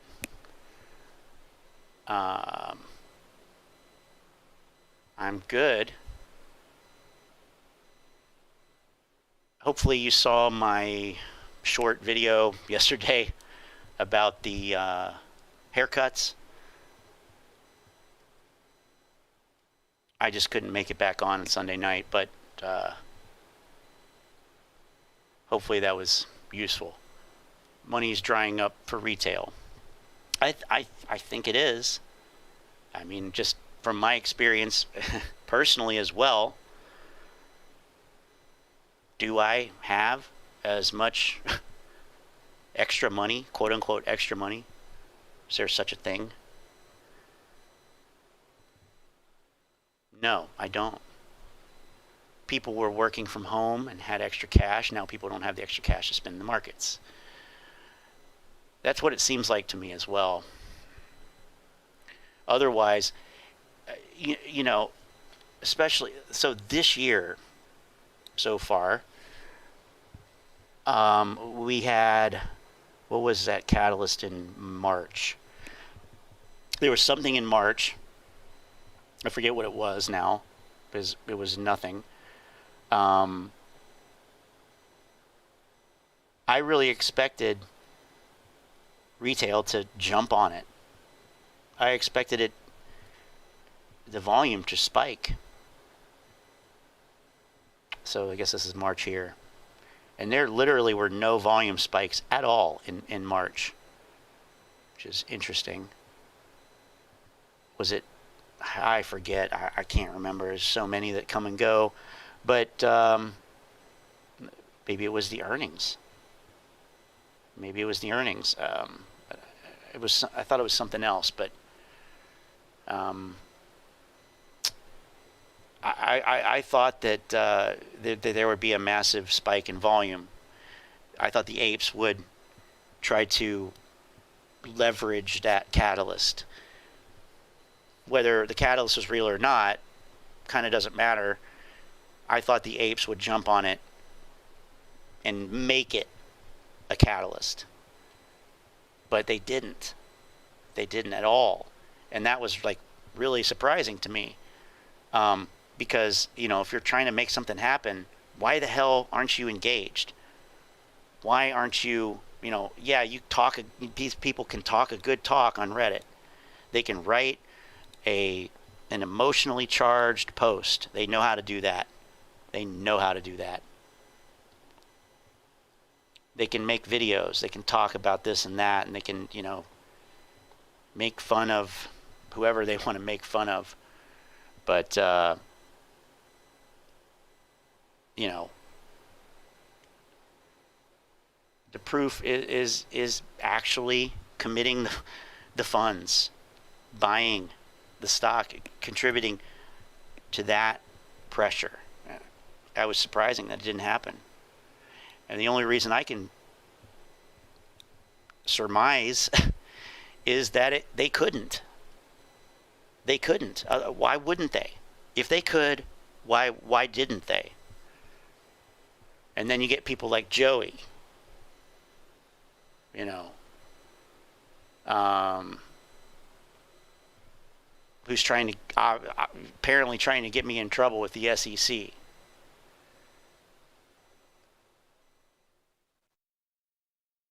Like, sold your shares.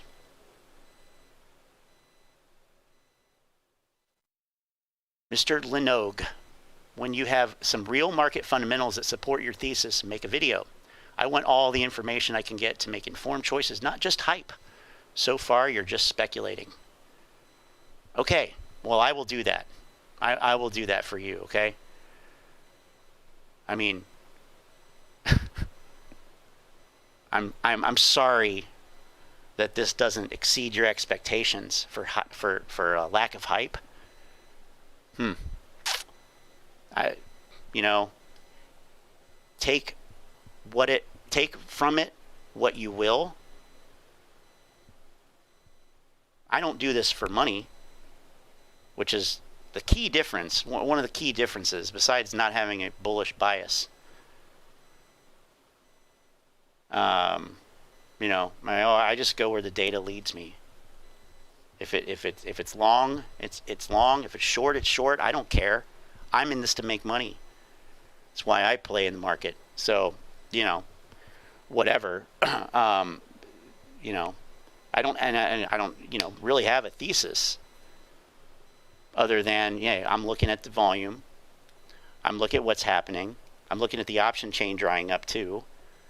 I'm looking at the change in the way that the option book is being hedged. Those are fundamental things. You know, it's all there.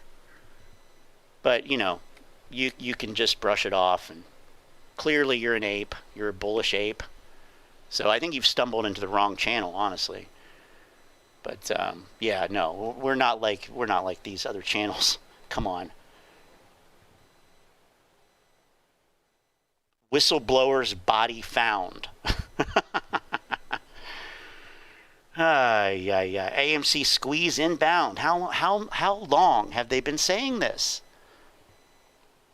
Shorts are screwed because of a coming recession. Think about that. Shorts are screwed because of a coming recession. How does that make sense? How? It makes no sense. It makes no sense. Short positions have been profiting this year, period. You know?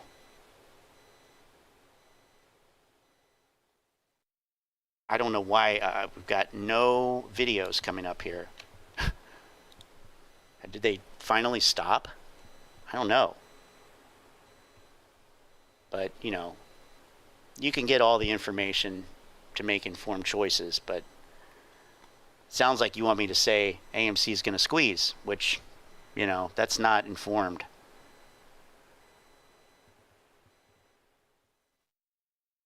Huh. Weird. This is odd.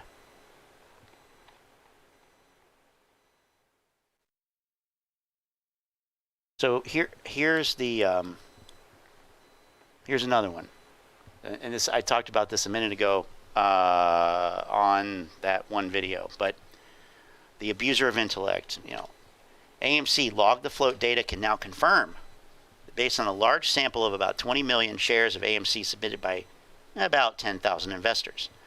The median, the most accurate measure of central tendency in such cases, is 615 shares per retail. Data and model to publish soon.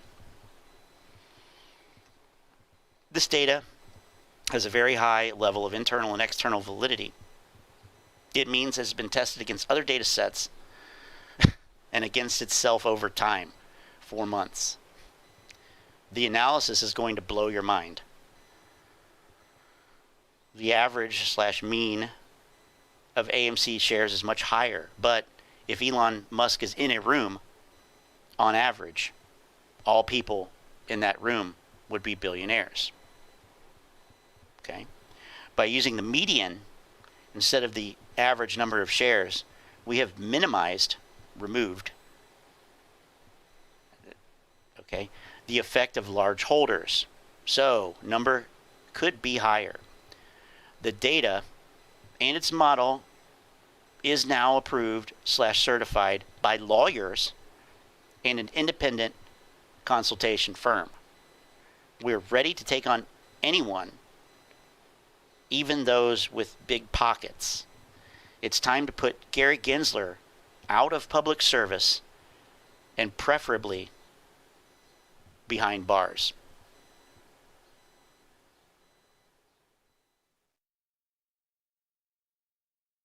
So, this, it really is an egregious. Now, I don't have the data and model. And I took statistics in college 20 years ago. But this is a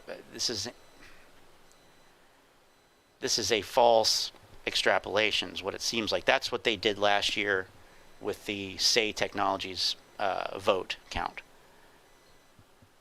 So they took the average and multiplied it by the number of share holders that they believe, based on something Adam Aaron said last year. So in this case, you would take 615 and multiply it by 4 million, and you'd come up with 2.5 billion or so, and say, all right, that's it. Yep, that's proof. Well, there's way more shares than there should be.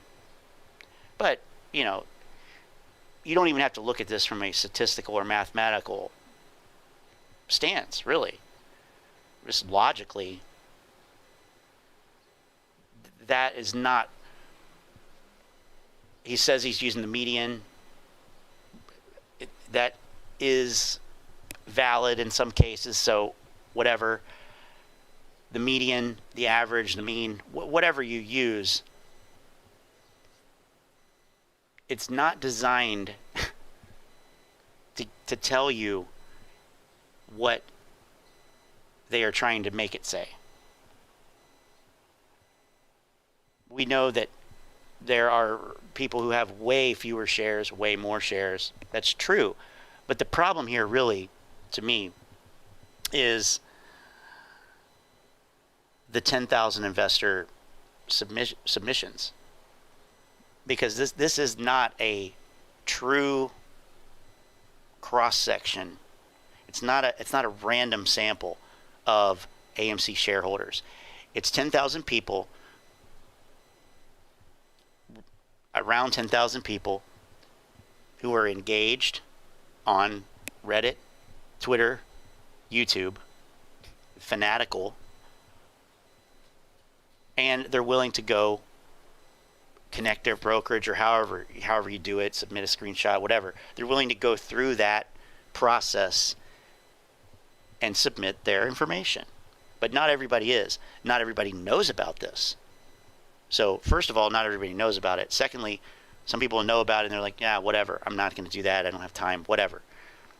It's not worth it. Whatever reason.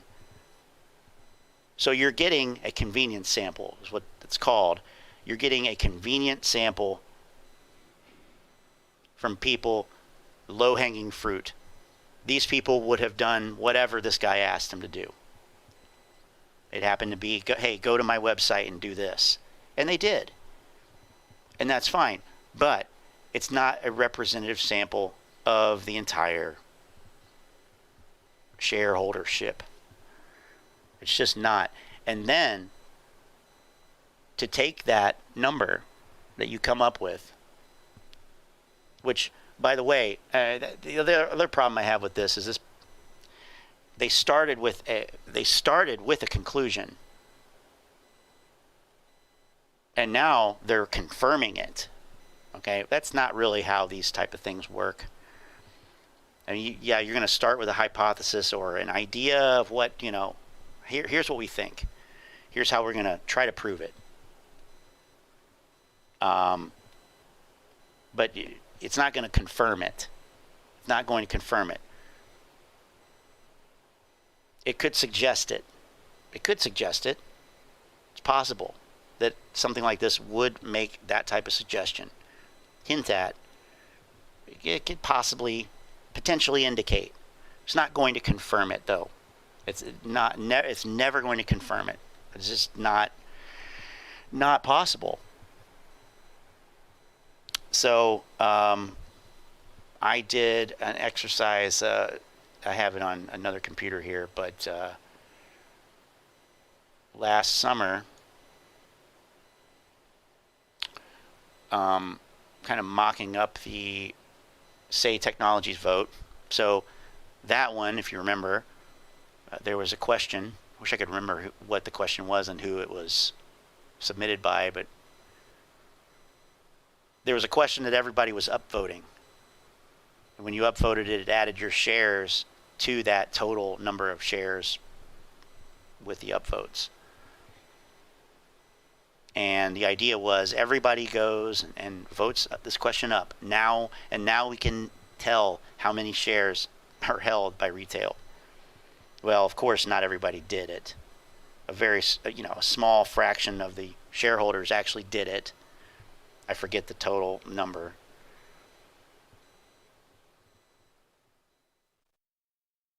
And then they used that to extrapolate and say, okay, they used an arithmetic sequence.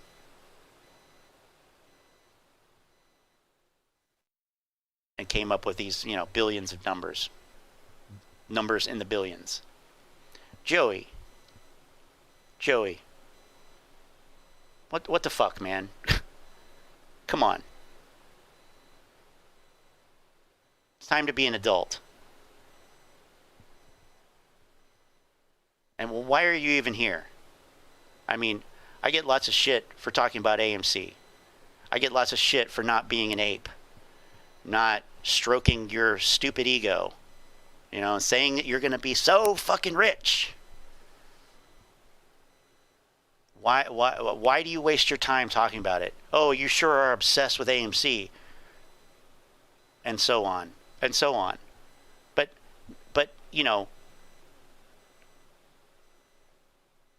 to be a troll like Joey, that's taking it to another level, man. Like, you seriously have no life. Why? I don't go into Short the Vix's live stream, even though I think he's an idiot, and badger him. I don't see the point. Anyway, the point is, what is statistical extrapolation? It's a fallacy, plain and simple. An average, or that type of statistical measure, average, median, what have you, they tell you something about the data that you have, the collection of data. They do tell you something about it, but you can't reconstruct a total from it. It doesn't work like that. So I'll try to put together another example, or I'll get the spreadsheet off of my other computer of what I did last year. So I went through the AMC stock subreddit and the first 20 pages or something like that, and grabbed each person's, people were posting their screenshots from Say Technologies with their share count on it. So I took those, put it into a spreadsheet, and ran the same sequence on it, and came up with, a number that was way out of line, but quote unquote could be shown with that math.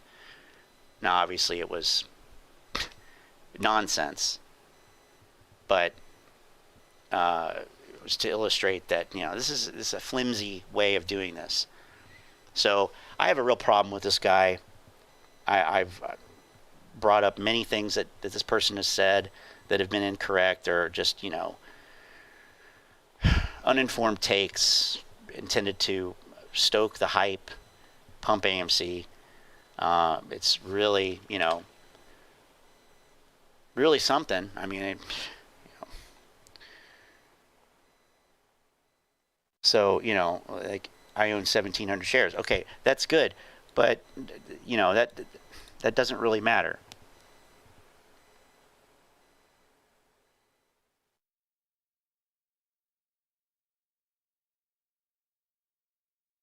So here it is. For those of us with, that's approximately 2.5 billion shares owned by retail based on the figure of 4 million retail owners, which is the minimum amount of retail holding AMC as of a year ago. So as of a year ago, who even knows? Where's the actual data for that? It's from a tweet from Adam Aron. Don't really know why, that's the only number that there is. So I guess you have to use that. I don't know.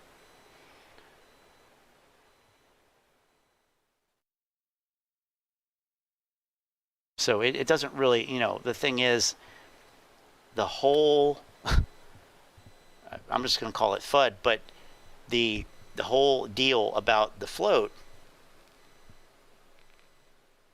it fails to consider how short selling works, how the float can become dynamic, how the float itself is different from the economic exposure to the float. This is a big thing that I don't think, I've never heard anybody talk about it in the ape community. There's a float. It's a fixed number of shares. Right. Okay, great. 516 million. Right. You got it. But the economics of that float, the exposure to it, one share can have multiple exposures legally. This is not conspiracy. It's not illegal. It's just the way it is. So the float is kind of less important than the exposure to it, whether it's through long or short positions. And that's that's it. That's everything.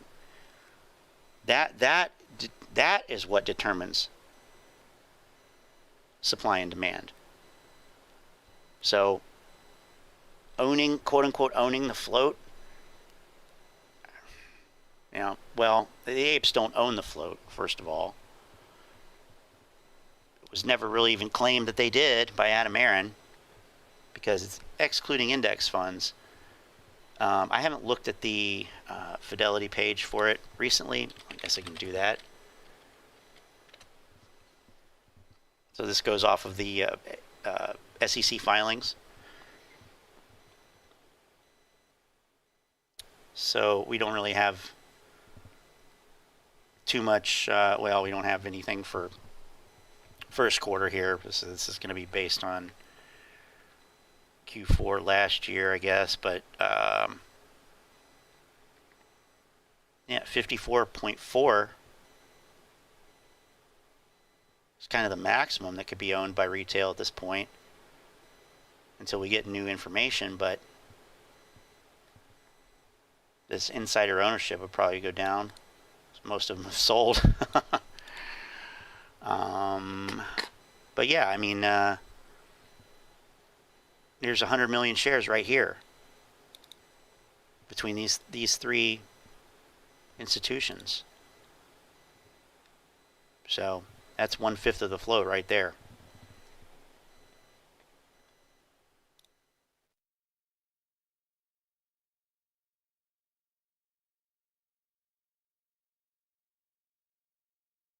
Timothy B, that was his name. That was a Say Technologies guy's name.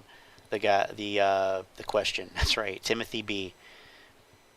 Timothy B gave us a bigger number. The median was over 1,000 shares per ape. Well, they didn't use the median. They didn't use the median. They used the geometric mean per ape, which makes more sense to me. Well, of course it does, because you're biased. So, I'm sorry, but making sense to somebody who's biased, That doesn't make sense. You know, the apes are the definition of subjectivity, or the opposite of objectivity.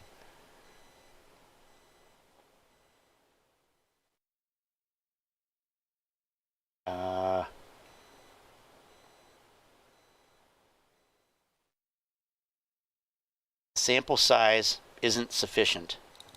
Okay, I said this earlier. What do you mean? 0.0025% isn't a large enough? It's also a self-selecting pool. Well, that's another point. I talked about a convenience sample, but in a true quantitative study like this, it wouldn't just be whoever wants to answer. It would be, the sample would be designed. Seems you know nothing about statistics. A 10K sample size over 4 million population is a really big one. Editorially, if you're smoking hopium.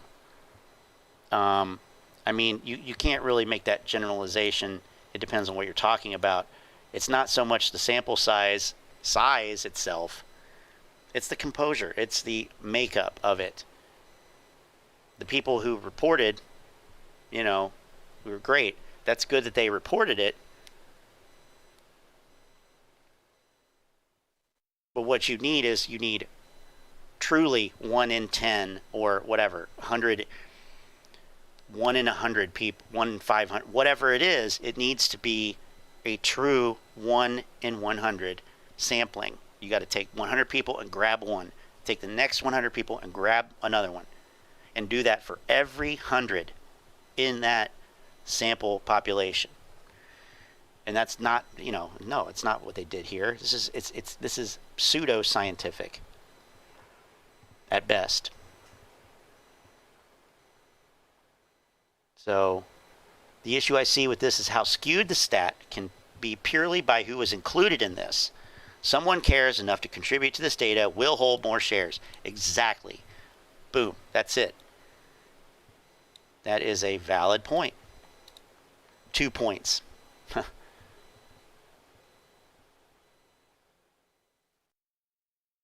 Like all these people like, oh, I have so much more than that. Right. So you don't understand statistics. It's not about any one person. It's not. I know you want to feel special, whatever that name is, but you know, everybody's chiming in with how many they have. Okay, yeah, that's to add to the bullish flavor. That's all it is.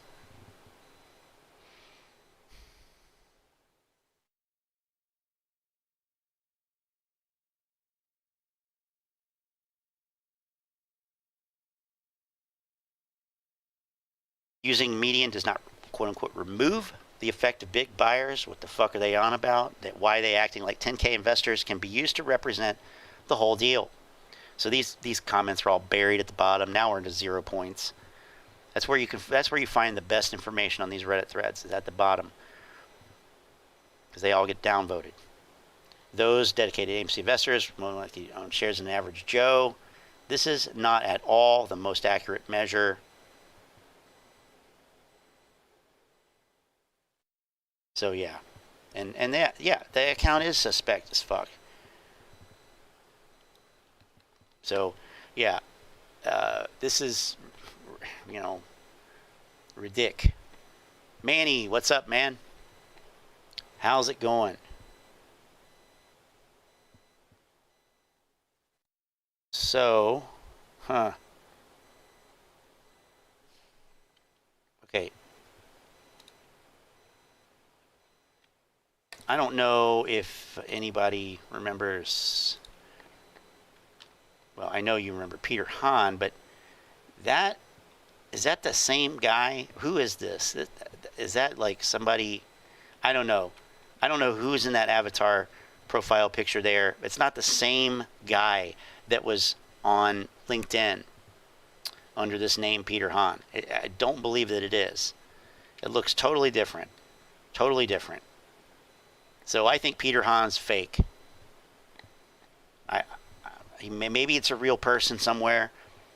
Maybe there is a Peter Hahn that is a financial professional in Canada.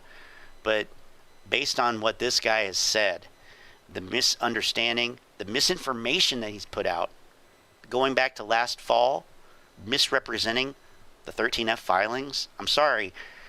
If you're saying that you're a finance professional, I'm not a finance professional. I'm not. So, okay, it's Higgins from Magnum PI. Okay, thank you. If you're saying that you are a professional, then I would really expect, and I think everybody should, you to know what you're talking about. And it's pretty sad, you know, that this stuff goes unquestioned, and just accepted as fact because somebody says that they know. If you're a troll working for a hedge fund and they want to shut me up, the smartest thing to do is not engage with me. I can't engage with him because he blocked me on Twitter. I still remember being told last July I was an idiot and naked short selling was impossible. I don't take insults well. I carry grudges when I know I'm right. Well, yeah, because you're an asshole, okay? Seriously. You're either a shill, asshole shill, you know, I mean, now we also have Tom Zazzulo coming out, which we saw earlier. Tom Zazzulo came, you know, back to YouTube. It's like, why did these guys leave and come back? Tom Zazzulo, go away. There's enough FUD already. Al from Boston, go back away. There's already too much fucking bullshit. But no, these guys come back and add more noise to this narrative. But Tom Zazzulo, just, you know, it's almost worth playing again because it's just so funny.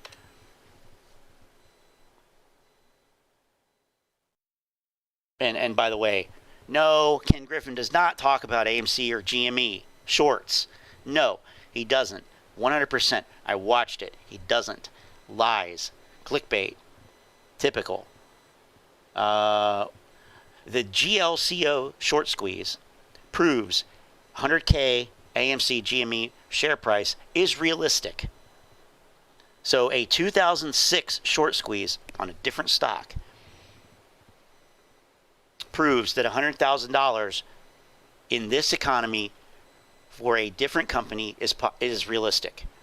I don't know, Tom. I don't think it does. I don't think it does.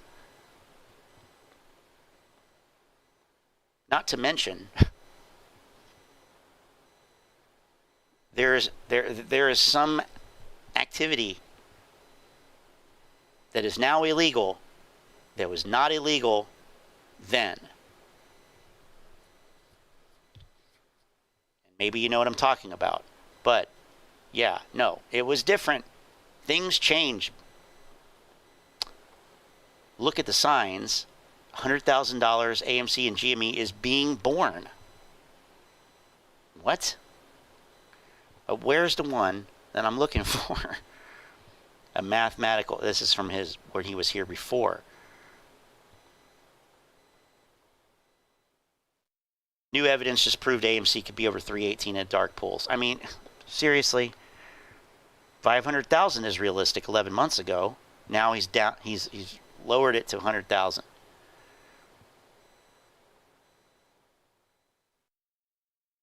Well,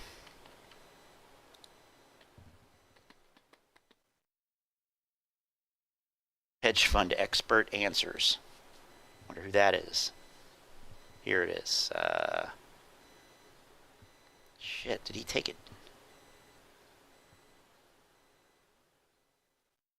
No, it was this one here. All right. All right, so apparently the SEC. I'm making a very early video here today because we apparently the SEC did not post the FTD data when they were supposed to. I mean, call West Christian. Call West Christian. For breaking Dave Lauer. news relating to AMC and GameStop. Let's not waste any time. Let's just get into it. So according to Ortex, which is one of the top reporting sources on information about the short selling situation, if you're high on hopium. Going on right now, the SEC was supposed to release the latest failure to deliver data for the first half of April yesterday. Now, failure to deliver, for anybody who doesn't know, is basically the formal term for naked short data. The formal term for naked short data. This is what it has come to. This is what it's come to. Blatant misinformation. It's always a question for me about whatever subject I'm looking at here in terms of AMC grifters. Does this person actually know? And are they intentionally misleading? Or are they actually ignorant and they don't know? So, does he know and is lying? Or does he not know and is negligently spewing nonsense? It's always an interesting question.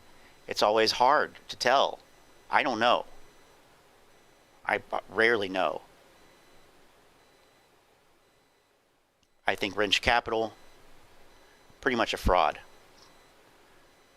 Clearly, the guy knows how to trade. He has a trading school or whatever, subscription.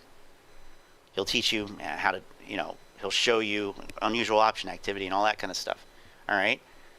But then you sit there and misrepresent the option chain and basically cause people to buy these way out of the money calls last year, 145 calls for way too much money. Yes, I know. He doesn't sit there and say, you should buy these, you should buy these, you should buy these. But it's the way it's presented. When you're told the option chain is bullish, this is super bullish, everything looks good, man, this is predicting, quote unquote, predicting these moves. Yeah, that's misleading. And you probably know that it is. That's why you're presenting it that way. More views. More people to buy your product, whatever it is. Now, on the other hand, short the VIX, Tom Zazzulo, I think these guys just don't know. They have no clue what they're talking about. They are so far in over their head, it's not even funny at this point. Because it's come to the point where you have this kid saying FTDs. How do you say it? Failure to deliver data for the first half of April yesterday. Now, failure to deliver, for anybody who doesn't know, is basically the formal term for naked short data. The formal term for naked short data. Okay? So that's the point we're at now. Where FTDs being reframed as the technical term, formal name for naked short data.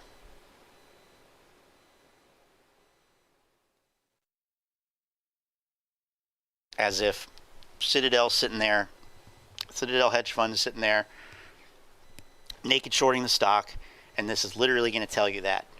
No, Tom, it's not. Okay? It's just not. I'm really dreading this one. Everybody, it's Al from Boston. How you doing? Time on deck is 1:56 on the 3rd of May, and I am doing an AMC update video, and I'm going to talk about a couple different things. I'm going to do some DD on the business model itself, the future of the squeeze itself, the confidence I have through an honest evaluation. I went through all the DD the last 2 weeks, and I've gone through numerous postings and everything else. I've gone through Bloomberg and Morningstar and all these different apps, and I have figured out, just a few things that I think is going to happen, and it is what it is. Let me disclose one thing though. I'm not selling hopium. It is what it is. So, like your previous predictions that were wrong didn't come true. It is what it is, right? Okay. The cold hard facts. Okay. Well, that's not true. But based on what I saw of his video about the DTC haircuts, he seems to be unaware of what he's talking about. So, grain of salt. All right. I'm stating the cold hard facts, the realities of this company and its potential to squeeze. I'm confident. I mean, that's see, already I can tell, because he's talking about the company. He's talking about the fundamentals. It's what he's hinting at. He's going to talk about the company. Okay, great. What does that have to do with a short squeeze? The fucking earnings and shit were bullshit last year. The fundamentals of the company sucked. Arguably, they're not too much better. So, we're gonna get hopium. I mean, that's clear here.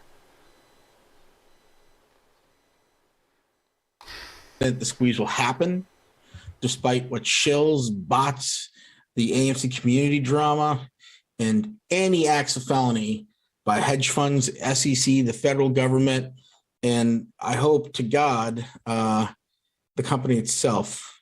Okay, this is going to happen. This will squeeze. That's not hopium.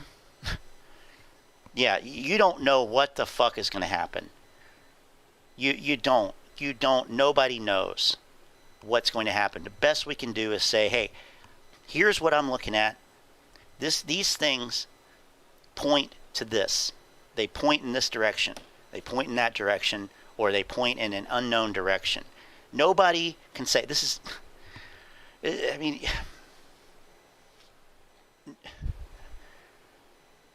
people. Jesus Christ. Okay. Well, yeah.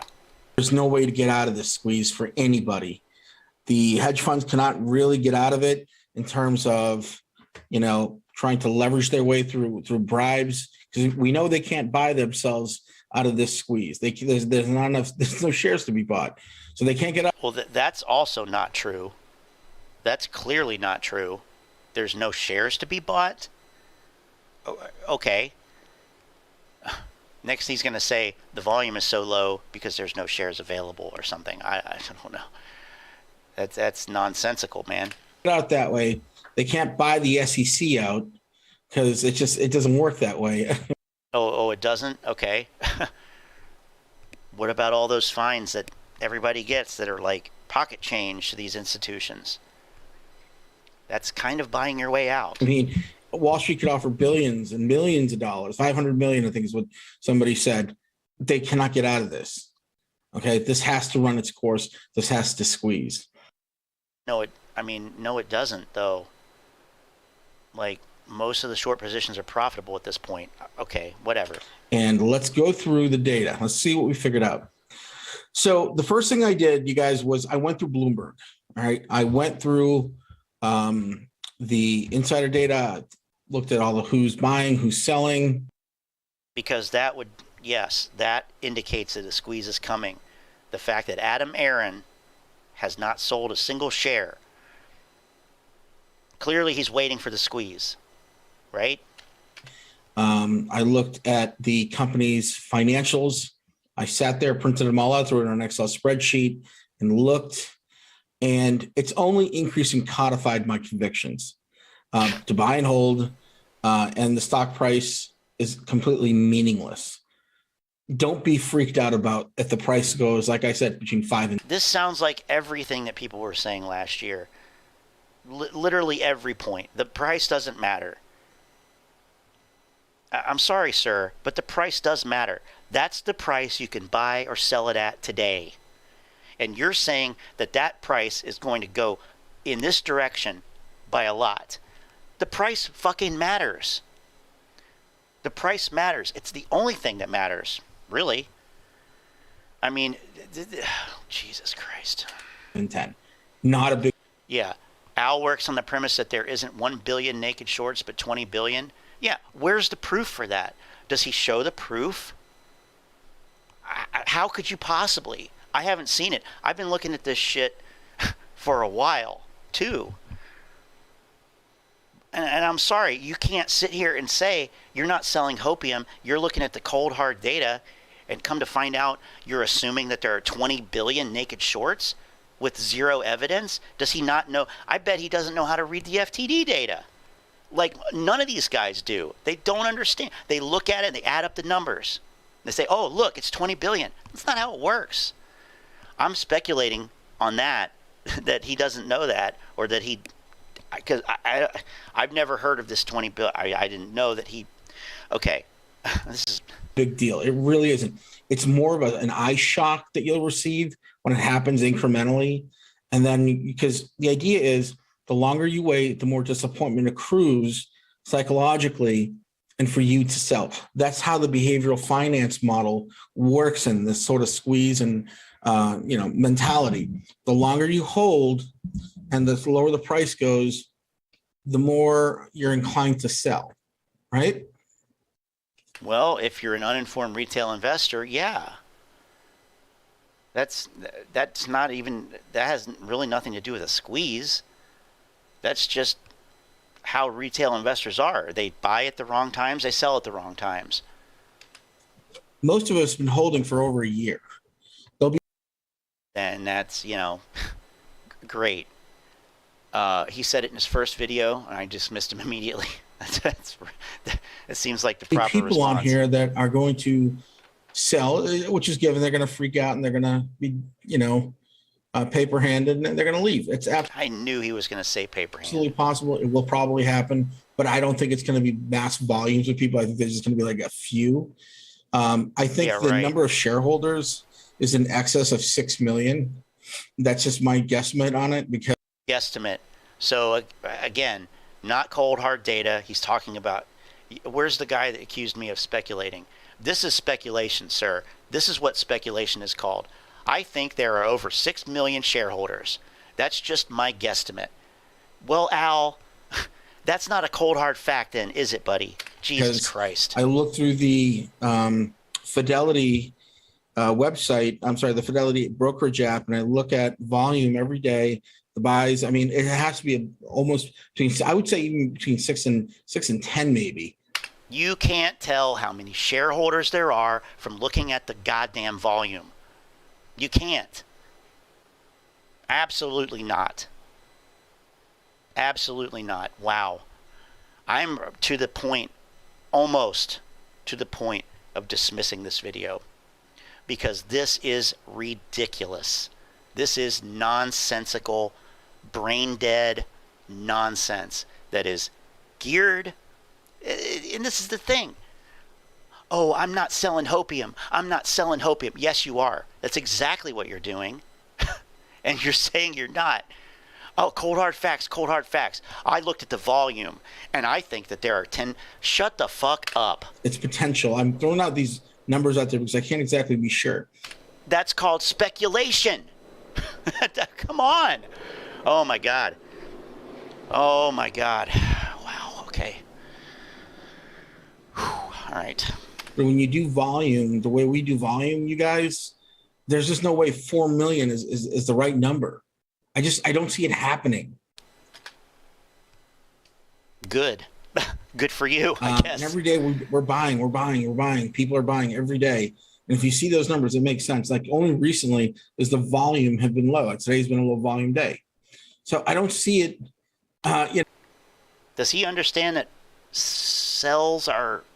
shares sold are included in the volume? Volume's not just buying.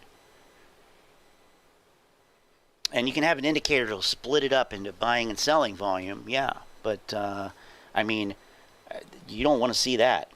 You do not want to see that, probably, if you're, an ape. Because, I mean, I'll give you 3 guesses what these red bars here are. And it's the thing that the apes say they're not doing. So, you know, I don't know where the fuck this guy is going or where he's getting his drugs from, but clearly they're good. You know, I see it like 6 million. I see it above 6 million, if anything. Let's talk about AMC's fundamentals, all right? So since COVID is blah, blah, blah, blah, blah. I don't want to hear about AMC's fundamentals. I'm sorry. Crude, you can but go it's what watch it it is. if you want. Now, the business model change has brought some really interesting things in terms of risk mitigation. We're diverse. Blah, blah, blah, blah. There's new drugs that are administered to patients with new drugs. Oh God, I better go back and hear this. It's just like, you know, gone because everybody's been vaccinated. People are healthy. There's new drugs that are administered. No, everybody has not been vaccinated. Sadly, no, they're not. And everybody's not healthy. And there is still a pandemic happening. Not to the degree that it was last year, no. But people are still dying in the United States on a daily basis. So, you know,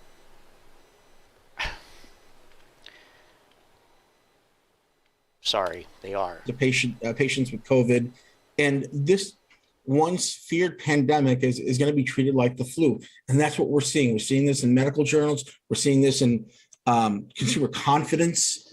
The overall temperament and the sentiment of Americans has gotten better. It's more. Yeah, well, except for that thing called inflation. Right. You see the numbers. It's more pleasing now. People are starting to talk to their neighbors again. People are becoming nice to each other again. They're no longer stuck inside, and people's mental health are getting, you know, mental health overall is increasingly better. Because unless they're an ape, in which case, or like Michelle, hers is deteriorating huge. And it could be argued that it's because of Al. It's because of people like Al who have unfortunately given Michelle this false hope. Do you see the correlation here? This, and this guy has the balls to sit here and say that people's mental health is getting better. No, it's getting worse. It's gotten worse because of your lies. Because you are hyping something that turns out not to happen, and people have bought into it. You can't just undo that. Because they're able to leave their homes and stuff. That means an increase in patronage for us, right? That means summer movies are going to be jam-packed. So yeah, we knew that's where he was going with that. Of this nation and the global climate itself. Now, it's my opinion, you know, and it's a recommendation. So here's more. Okay. They should thin out the staff over at AMC across the board. Something with Lean Six Sigma, right? Get out the people that are just, you know, temporal folks. They're just here for a job for 9 to 5, you know, for the weekends and whatnot, and get better employees through evaluation. Look for people that are. Yeah, that's horrible. Why would they do that? Yeah, let's get rid of all of our part-time high school students and hire a bunch of baby boomers who expect full medical plans. What the fuck is he talking about? Seriously, thin out AMC? Okay, no. Part-time, that's the way everything is now. Part-time, low wage, no benefits, although it's kind of changing a little bit here and there, but at a movie theater, no, come on. They're committed to the business, to the movie industry, to the entertainment industry. So they can go and make $8 to $10 an hour. I looked at jobs at AMC, not because I wanted to get one, but I was just curious when everything was reopening last year. Like, okay, well, what does AMC pay? It's shit. They pay shit. And pay them because it's a unskilled low, you know, I mean, yes, we need people to work at movie theaters. We need people to work at restaurants, fast food, and you should get paid a living wage no matter what job you do, in my opinion. But are you going to get people who say, yes, it is my dream to work at AMC. I am going to become committed. I am committed to sweeping that floor. I am committed to making this experience the best it can be for our guests. Is that what people really want to do? I don't know. What this is just, pie in the sky. An honest wage, a better wage through, a new business, a new compensation and a wages and increase model. A good example is Costco, so the old Home Depot model. You get yearly increases, you get a pension, you do all those things. We need people that love the movies to work there. They need committed folks, and to some degree. How does this have anything to do with a short squeeze? Seriously, you're talking about changes that take years to happen. I mean, I really hope that. I mean, does he think that people are going to be holding on to this for 4 years while AMC retools their labor situation and starts offering pensions to their concession stand employees? I mean, come on. I'm skipping past this. I'm sorry. I can't listen to that. A food and drink should also be brought to light in terms of diversification. In other words, you go to the movie theater, you get a hot dog, you get nachos, whatever. Maybe the issue here is maybe the foods and drinks that they really want isn't offered. So maybe coffee, I think it was Lou from Wall Street said, hey, open up a Starbucks, you'll make money off. They don't have coffee?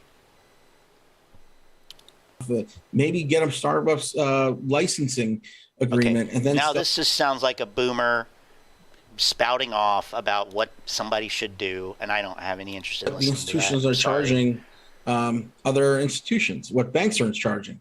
Well, with the new interest rates involved, those rates are going to go up. They're going to go even higher, right? The consumer protection price index going to go higher. The CPP and PPP, they're all going to go up. And I feel as if it gets to a point where the supply chain is low and people are not happy, and that sentiment of doom comes in because the markets are crap, it's going to cause a capital withdrawal from the markets. And I'm not talking about just local. I'm talking about national. I'm talking about global.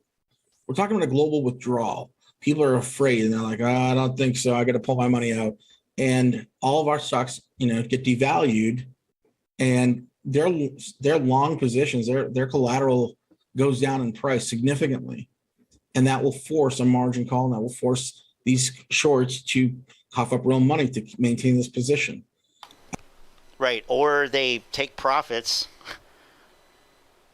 like the retail apes don't know how to do. Like, I don't understand this, like, there's going to be margin calls. They're hurting. There's going to be margin calls while the price continues to bleed down. If somebody could explain that to me, that would be great, because it makes no sense. We're waiting for the markets to crap out to force margin calls. So the market's going to go down, and the shorts are not going to close or cover their positions because they're stupid, because they're so full of themselves. They're just going to let themselves get margin called and not close their positions, and literally have to pay, Joe Blow Ape $4 million for each one of his shares because they need it so bad.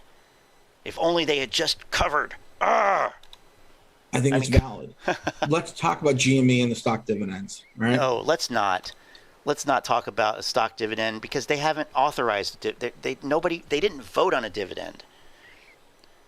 If they had voted on, if there was a definitive dividend, had to think about that one. We would know the terms. Is it 3-to-1? Is it 5-to-1? Is it 10-to-1? Is it 20-for-1? We don't know. Was never announced. That means it's not really set. It hasn't been announced. But everybody ran with it. Although it's on record that I said this. So when it doesn't happen, when everybody thinks it will happen, that will, they're just, whatever. 2nd or the 16th of June, whatever the date was. And the very next morning, they issued out the share recall through the DTC. It's going to take them months to figure out where the hell every stock is and how many. Okay, wait a minute. Now I'm going to go back just a little bit here. DCC, right? The Depository Trust Company has to be the ones that do it, right? All right, I have to. Fuckery. Eventually, this is going to happen. They're going to issue their dividends. And the first thing that has to happen through stock dividends is there has to be a share recall. Now, when a share recall happens, the DTCC, right, the Depository Trust Company, has to be the ones that do it, right? And what's happened in the past, I'm going to get to all the details of this later. I'm gonna first show you this, right? Look at the past instances in which DTCC has done share recalls. Overstock.com. When I talked to Patrick Byrne and we did that interview, he told me off camera that it took them months to do this, right? It takes them months. So if they do it, if they have the meeting on the 22nd or the 16th of June, whatever the date was, and the very next morning they issued out the share recall through the DTC, it's going to take them months to figure out where the hell every stock is and how many have sold, how many have bought, all that stuff to have an accurate count. Okay. And then what happens? They have to report that to the company, GME. They have to go to Cohen and his friends over at the board over at GME, and they make a decision. Okay. We already know there's naked short selling. There's going to be more shares available now. The company has to make a public statement, and the SEC and the DOJ joint has to do a statement and then investigate what's happened here and expect fuckery. It's going to be an extended period of time in which. So I'm looking into this, in a more on a deeper level here, but I don't believe that a stock split via share dividend forces a share recall. I don't believe that it does. The only, as far as I can figure out, and this is going back too, but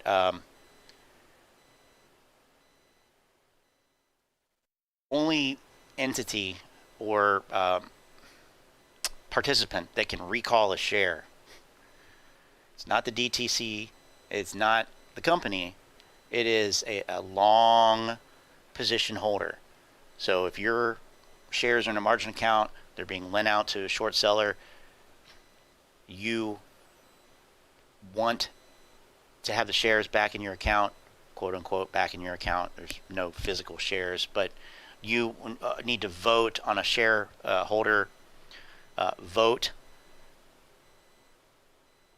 They need to be transferred back, or they need to be recalled back to your account.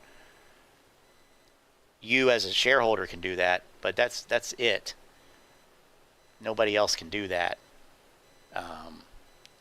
Now they might not be able to, they might not have the capital for the dividend itself, but that's not a share recall. So no, I believe he's wrong on this. Yeah, yeah. These Win Huffy Bike, Chris. Actually get justice, because let me tell you what's going to happen. It's my belief that the SEC. It's my belief. Where are these cold hard facts? I know. Yeah, I skipped around. I probably skipped over the fact. Is complicit, along with the DOJ to some degree, in hiding what's happening. They don't want the world to know that we. Oh, go! I mean, come on. Listen to this. It's my belief that the SEC is complicit, along with the DOJ to some degree, in hiding what's happening. They don't want the world to know that we did it again. We screwed up again. The SEC and the DOJ are complicit in hiding it. Joe Blow Ape, retail investor, truly does have the upper hand here. It sounds like, guys. It sounds like the apes, because the SEC and the DOJ and the ATF and the DEA and the FBI and the CIA and the whatever, 3-letter agency, they're all in on it because they don't want the international embarrassment. They don't want the international embarrassment. Again, where's the goddamn motherfucking evidence for this? Our hedge funds did it again. These thieves. Well, the hedge funds did it again. Oops, they did it again. Whoops. This guy sucks. Okay? Oh, this guy fucking sucks. Oh my God, this is terrible.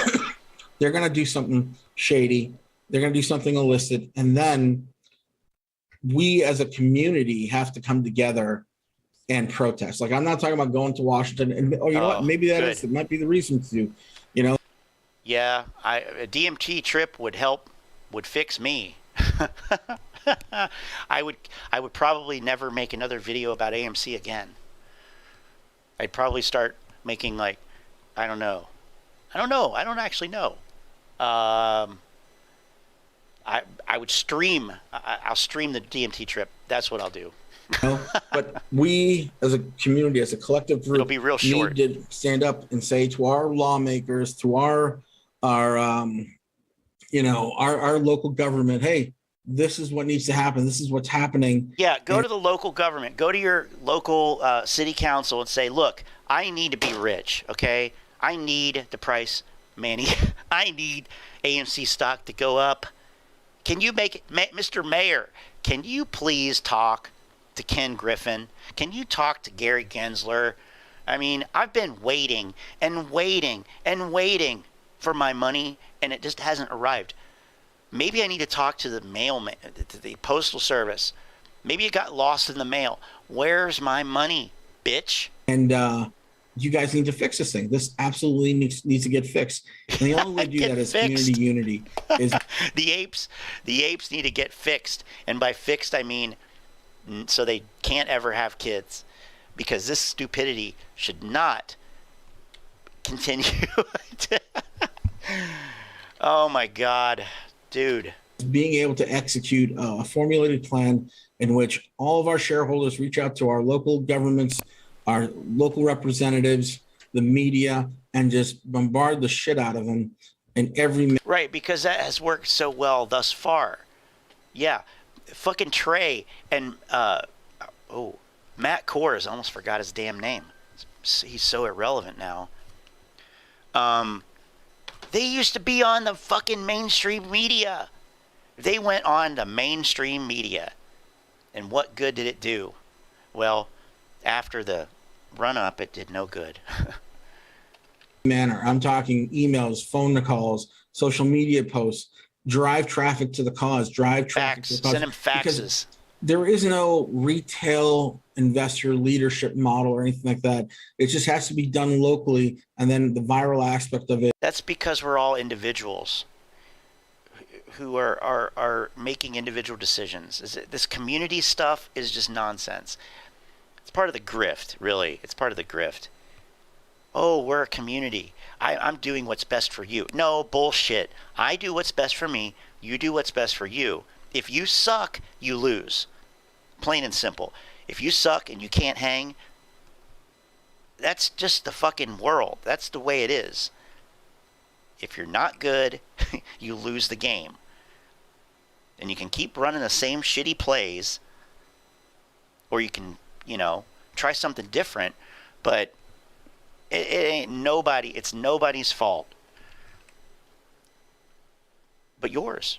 I mean, not yours, but yeah. Picks up and they run with it. That's the only thing that we can expect to do.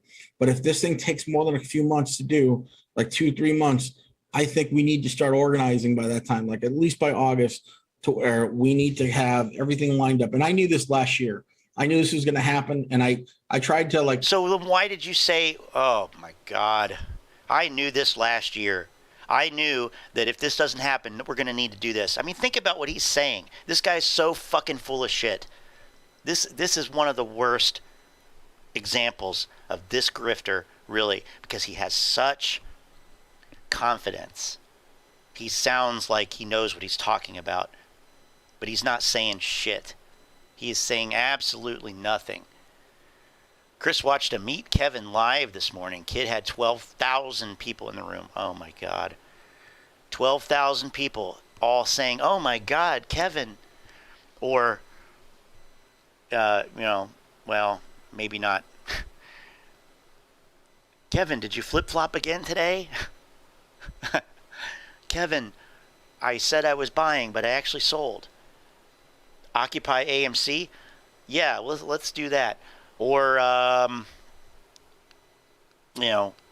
retail investors union. Let's create a union. We'll elect union representatives, and they can be the go-between between the individual investors and the SEC, and they can negotiate a deal. Let's come up with a deal. Let's make a deal here. We'll go away for $900K per share. That's my final offer. That's our final offer. Can you imagine? I mean, I don't know. This TastyTrade video is really catching my eye here. Market participation. Transaction versus education. I mean, this would be from the ridiculous to the sublime, kind of. Okay, so he's wrong about the share recalls. He's wrong about everything. And then buy. When the markets are crashing, start buying GME and AMC and in a membership for the reoccurring income stream would be a great thing. There's 4 or 6 million people of us that are out there, and if we could all put in $10 for that monthly, Yeah, let's do a subscription plan for the movies. That's good. Right at the time when everybody's fucking dumping Netflix. Jesus Christ, this is a boomer. Total fucking boomer. I'm sorry to any boomers. Chris, I'm sorry. But this is what it sounds like when people are out of touch. Right here. Let's do a $10 a month subscription. Yeah, okay. Let's do that. So,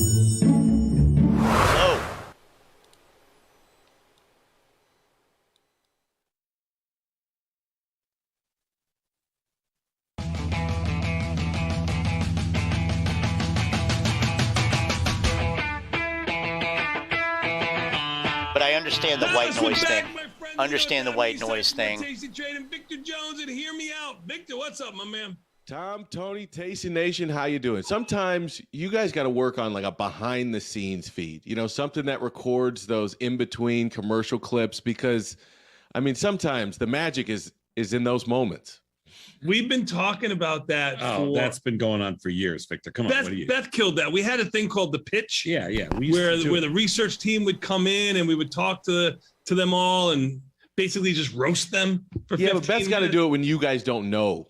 You know what I mean? If you know, then you're still performing. Hold on, what did you used to call me? What was the thing you called me? A fun vacuum. Beth is the fun vacuum.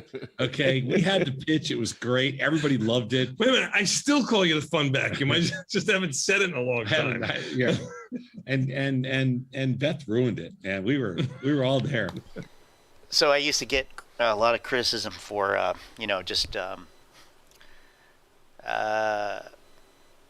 bitching about stuff all the time, and this isn't productive, and what are you doing to help, and blah blah blah. So here we go. This is my contribution today, as the positive thing, right? That's the criticism. You're so negative. Well, okay, AMC influencers, stop being wrong. Then I could actually talk about something else with this. But in lieu of that, TastyTrade is always a good option for learning stuff and trying to expand your knowledge and experience and whatnot. And I love Tom Sosnoff, so this will be the and on a positive. It's like the surge at the end of the day in the NASDAQ. Or whatever, AMC. This is the final push, the final. Let's get up to the pot. So I'm just gonna let this play through, and then I'll sign off after. So we'll see where this goes here. But always learn something with these guys. Here we go. We were talking about the temperature you keep it in the studio, and I said. But man, do they know how to bullshit though? I thought the general rules are supposed to keep the studio cool so that the talent doesn't look like they're melting ice cubes in front of the camera. 74 degrees in here. He's telling me he's freezing. Tom screams out at both of us, "I am the talent."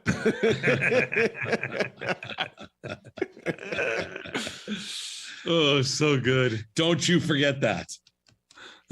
So I got a bone to pick with you today, Tom. Oh God, what did I do? What did I do? What did I do? You know what you did. You know good and goddamn. Ooh, sorry. You know damn well what you did. You know, on Sunday you said, "Hey, just don't read the cherry bomb," and I couldn't help myself. You know what I mean? That next day, 4 a.m. rolls around, 4:10, 4:15. Don't you be a homer. Don't you be an Omaha boy who's like, that's right. That's you know what? It's like when you're born, when you're raised in Omaha, it's like, oh my God, if somebody says something bad about Warren Buffett, you guys all just, or Terrence Crawford. There's only a couple of figures that came out of Omaha Crawford, that you are not allowed to talk about. And Dairy Queen.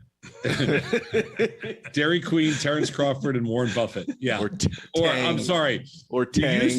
You used to not be able to say anything bad about Nebraska football, but now it's okay. Well, I'm a Michigan Wolverines fan anyway. So we talked about it a little bit on Sunday, but you had said that you had this, this top secret cherry bomb that was coming out. I couldn't talk about it. I didn't say top secret. I just said I didn't want to talk about it with you because I knew you'd get your tail up and your scales. He so wanted to say panties, but he knows I know you're incorrect. He's just politically incorrect. You can't say that stuff anymore. You get your fur standing up on the back of on your back, and you'd be all protective of your team Omaha. I want to ask you, what's the beef? What's the beef? You basically said, what's the beef? I mean, I'm in the trading bit. I'm in the active. I've been an advocate for self-directed active investing for 20 years and for risk taking and everything else. And these two old Dakakas, I mean, they've you can't argue with whatever their success has been, but here's my main argument. I said it in there. If they started their business in 1991, they would be a high frequency market. I saw that. That was an interesting take. That's exactly who these guys would be. Okay. But they started in 1950 or 1952. Okay. So they're a classic old school money management firm. The world changes. Okay. Markets move. There was no technology in 1950. There wasn't even any technology in 1990. I mean, it's all new now. The reason they have and the reason they've acquired so much wealth in the last 2 decades, which is when they have acquired most of their wealth in the last 2 decades. Mm-hmm. And the reason they have is for all the technological advancements, innovation, creativity, all the entrepreneurship, the huge flow of capital into the marketplaces, all the liquidity, and that's all due to an active marketplace. They are such fools and egomaniacs to sit back and think that, oh man, that's not the way they do it. That's so self-serving and that's so promoting their own book. It makes me sick. Yet, CNBC live stream and everybody else wants to get free steaks. I get it. People, okay. People will kill for a free steak. Now, here's what I want you to do. I want you to put your index finger next to your thumb. I want you to put it on your earlobes. I want you to rub those earlobes and just say to yourself, calm down. Woo-sa. Here's my thing. I know that they're not necessarily champions of active investing. I get that. I know that they're not exactly an understatement. Okay. I know that they're not exactly early adopters of technology. When you buy Apple, a few years ago, and that's like a stretch they for dissed you. Apple before they bought it. Sure, they dissed Apple for 20 or 30 years. Then finally, like in 2018, they buy it or whatever.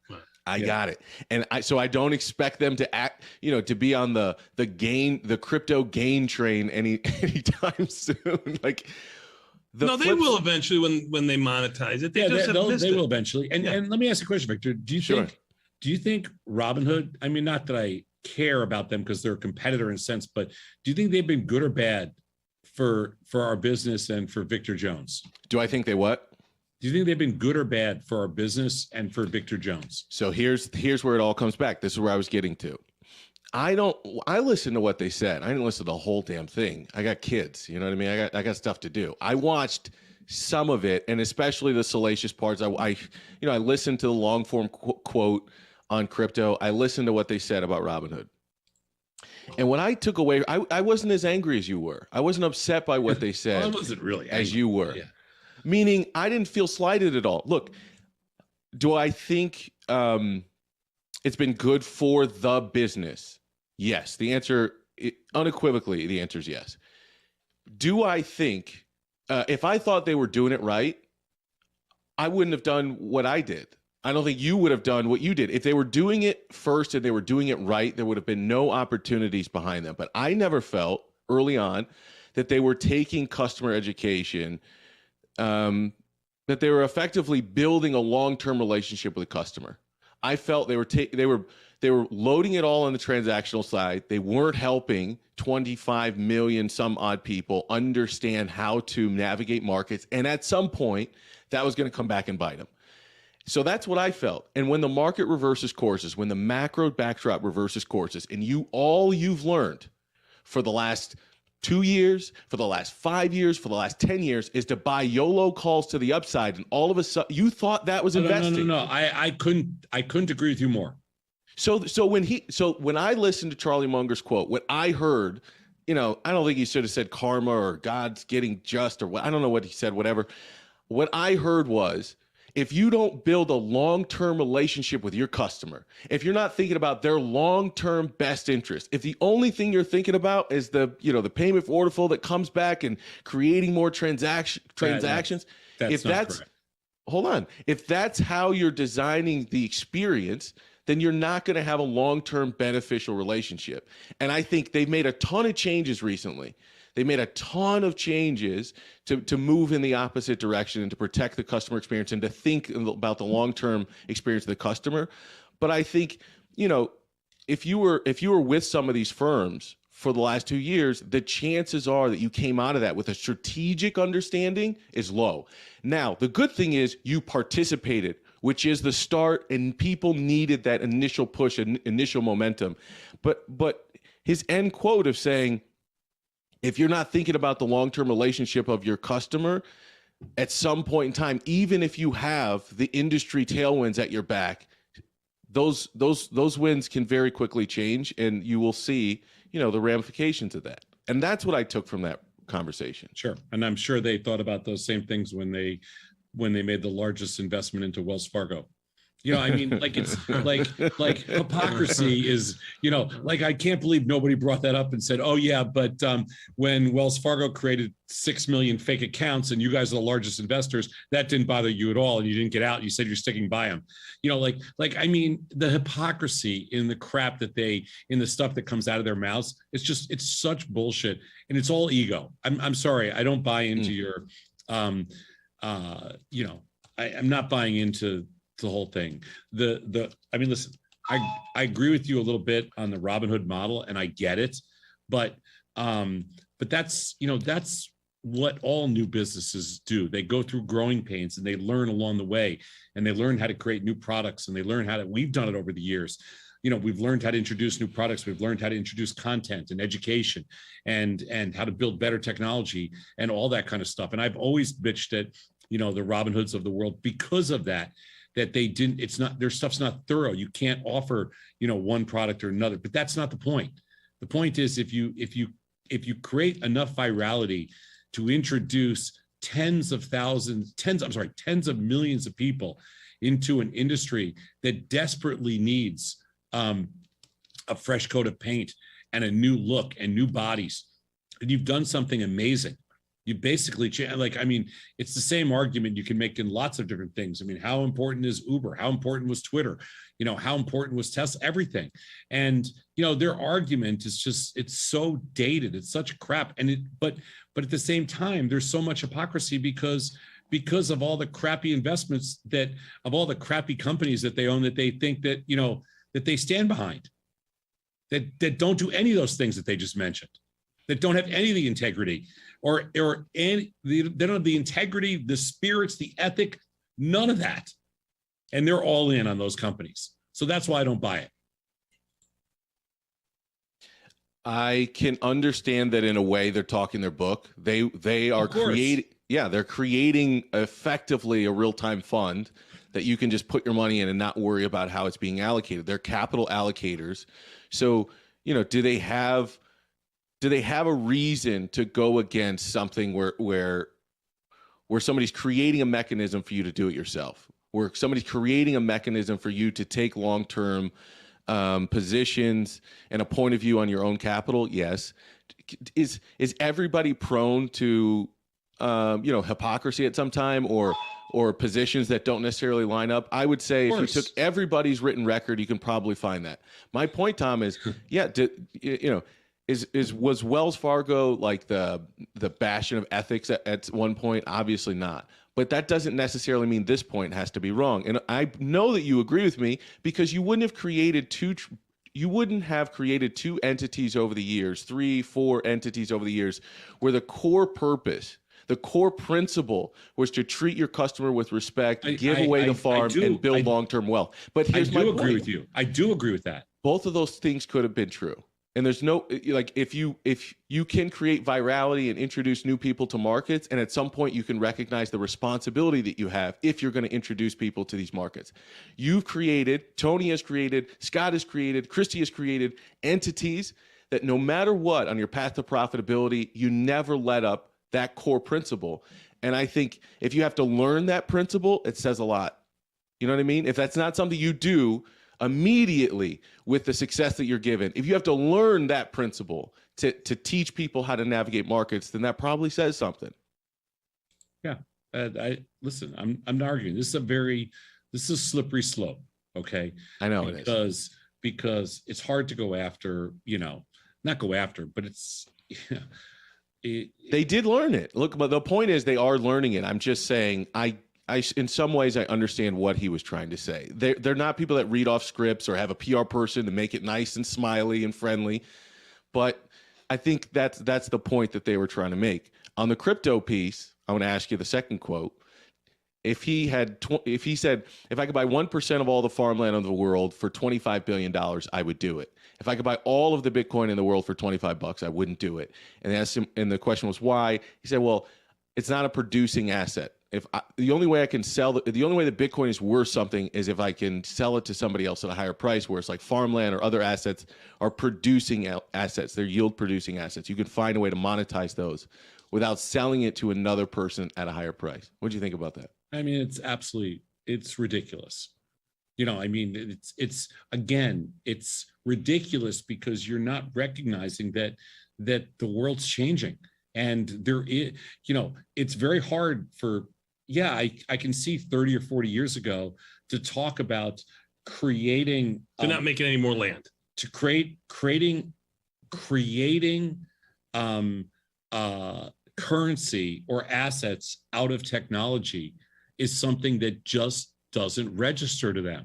Mm-hmm. That's all. I mean, but that is the world we live in today. And to not recognize that, you can be really old, but you can still kind of look at us. You can still grasp these things. But to a certain extent, yeah. Like it to me, it is not ridiculous to look at how technology can create assets today. Like it's ridiculous to think that it can't. And I would think that a $2 trillion marketplace and all the wealth that's been created around that. I mean, I would think if anything else, it's more like they're a little bit bitter about missing the entire move. Like I can understand early on when you're talking about the digital asset space and it's probably worth, a few $1 billion. I mean, listen, we had lots of questions. We weren't sure we were buying Bitcoin at $200. Like, sure. I was like, I don't know why the hell I'm doing this. Sure. Like, I really didn't understand. If I could sell it at $400, it would be a major accomplishment. But I think today it's a very different world than it was 7 or 8 or 10 years ago. Mm-hmm. And I think that, we understand the concept, and a $2 trillion marketplace is not going to go away. And it's ridiculous at this point to make us comment like that. I wouldn't buy all the Bitcoin in the world for $25 or whatever he said, when listen, that is not the question anymore. Okay. That's just a ridiculously That's just it's a little bit naive, but it's just really a crazy thing to say. I sort of agreed. I think that was the comment that, for me, I thought they were making some salient points and they were doing it on purpose, and they're a couple of 90-year-old guys just maybe in part having fun or throwing darts at enemies. That was the weird retort to Peter Thiel's response. Do you remember the Bitcoin conference in Miami where Peter Thiel called him, sociopath or whatever he said? Yeah. To me, that was like a purposeful stick in the eye of the whole Bitcoin community, especially to that group. And I didn't really understand that. I don't understand their approach. I get that early on, the Jamie Dimons of the world and all these people that run these gigantic banks had an opinion. And once you see your customers want access and you are running effectively just a market access, business, you have to provide assets regardless of what you think about the personal. That's right. About it personally. That's exactly our approach. We do that. You have to. But with him, I guess you don't run necessarily a bank. You sort of invest in them sideways. So maybe you don't have to have that moment where you go, the world has this demand and I need to offer that. I need to supply that demand. They don't run that type of business. So you don't get to that point necessarily where you have to capitulate on your belief. Just because they don't do that doesn't mean they're not, doesn't mean they're clear of the concept. They're clearly not. Yeah, it doesn't mean that they're clear of the concept. Listen, the bull markets helped those guys tremendously, but that doesn't mean I can't say that they're outdated. They're irrelevant dinosaurs. That was my comment. And I really believe that. They are irrelevant dinosaurs. All right. Now, Tom, this is final word. So this is your final word. Final word. I promise I'll be quick. Okay. The irrelevant dinosaur thing, I laughed at it, and then I thought, I don't know if that helps. And here's what I mean. That there are a bunch of younger participants in this market. You know it as well as I do. And when everything's YOLOing to the upside, and I said this before, that okay boomer mentality was literally the most destructive mentality that new market participants could have taken, because people who have participated before were trying to offer words of caution. They were trying to tell people this is not different this time. People like you and Tony, you're trying to tell people how to mitigate risk, how to manage risk. Hey, this looks frothy. And if you're getting the mindset of, those guys are irrelevant dinosaurs, I don't need to listen to them, they don't know what's going on, I think that is a dangerous place to be, because people who haven't done it before need to be learning from people who have done it before. And I just don't think the okay boomer stuff wasn't cool, and the irrelevant dinosaur thing is equally not cool. I hate to end on this because I completely disagree. and I mean, I just do. And people that haven't done it before do not need to learn from irrelevant dinosaurs. Okay. They need to figure it out on their own. The last thing that we needed was, imagine those two guys teaching a business class at Harvard on the next generation of people that are going to run the world of finance. Oh my God. Well, it'll set us back 30 years. So no, I disagree across the board. I say good riddance. Let's move on to the next generation. Wait, I thought Victor was going to have the last word. Yeah, what was that? What was that all about? You slipped that in there. All right, thank you, Victor. He's Victor Jones. I'm Tom Sosnoff. We'll be right back. This is TastyTrade Live.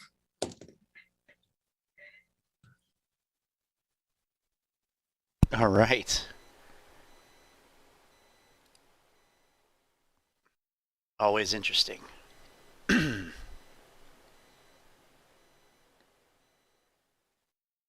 Just going to check out a little bit of this video.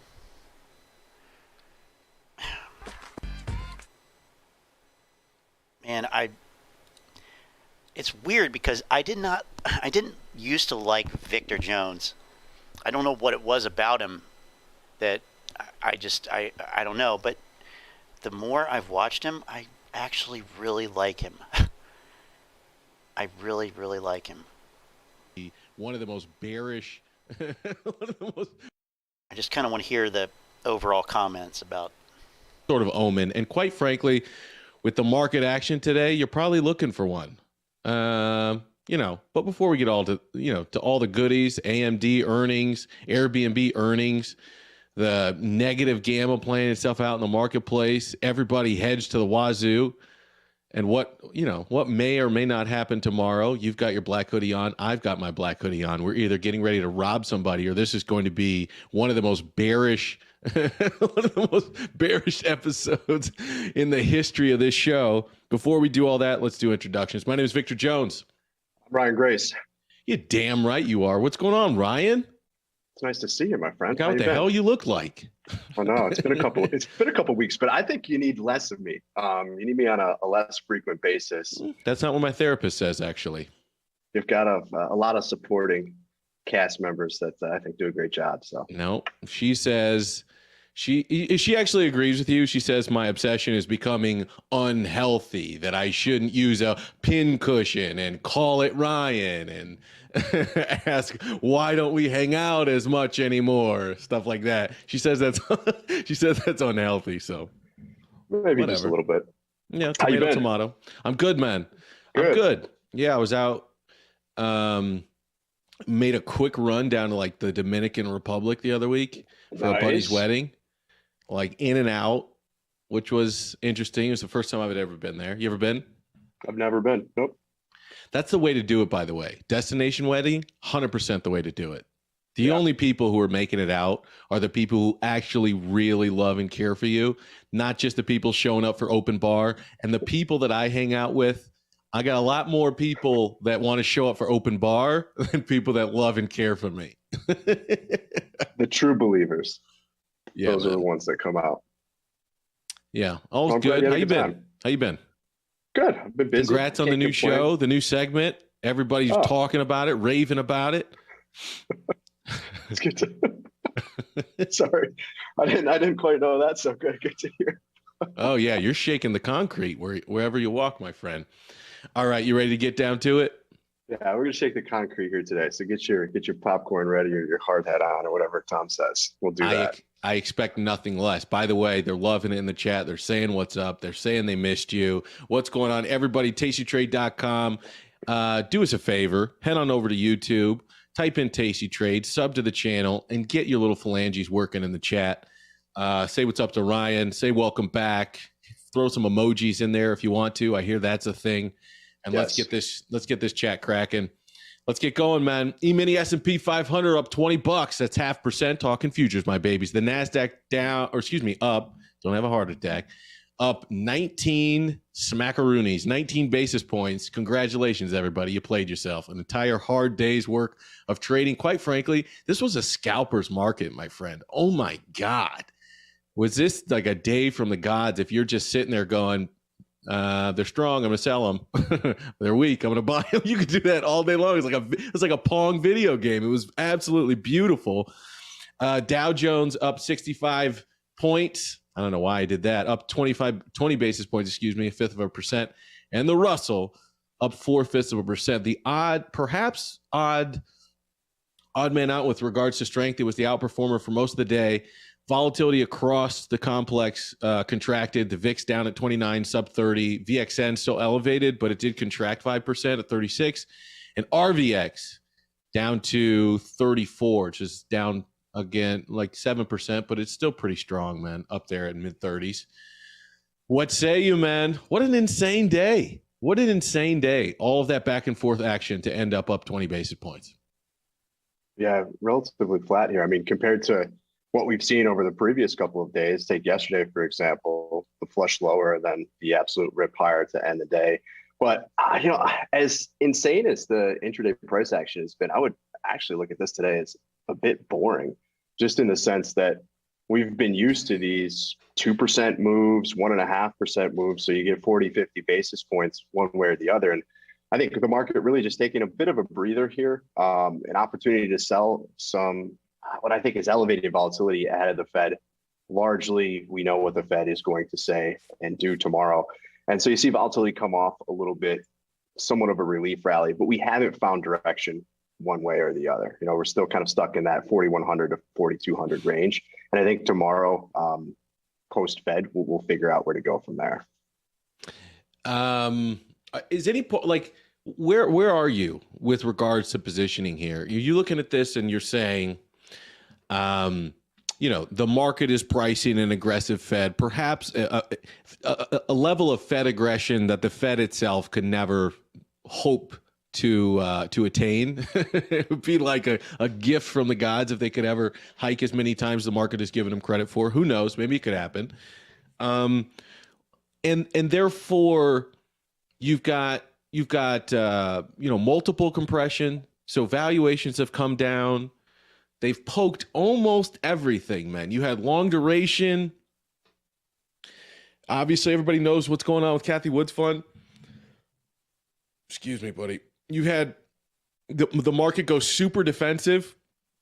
You know what I mean? Like, I don't know if I've ever seen utilities as on fire as they have been recently. I don't know if you can get more defensive than you are right now because, good Lord, I mean, what are you going to price utilities like a growth stock, like a growth stocks with monopolies? It just wouldn't make sense. Same thing with staples.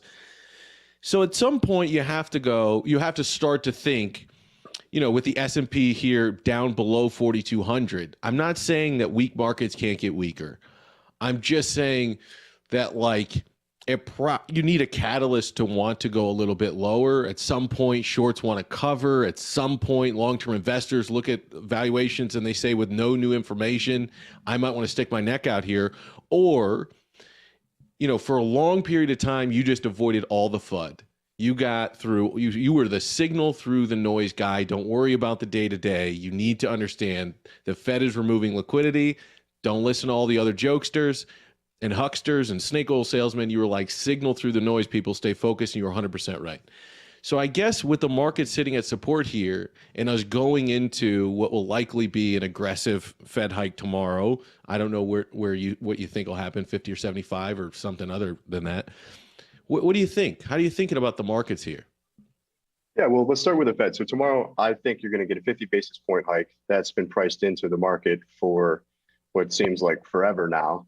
And you're going to get some clarity as to what we'll call quantitative tightening, but is largely balance sheet runoff. The market's priced that in.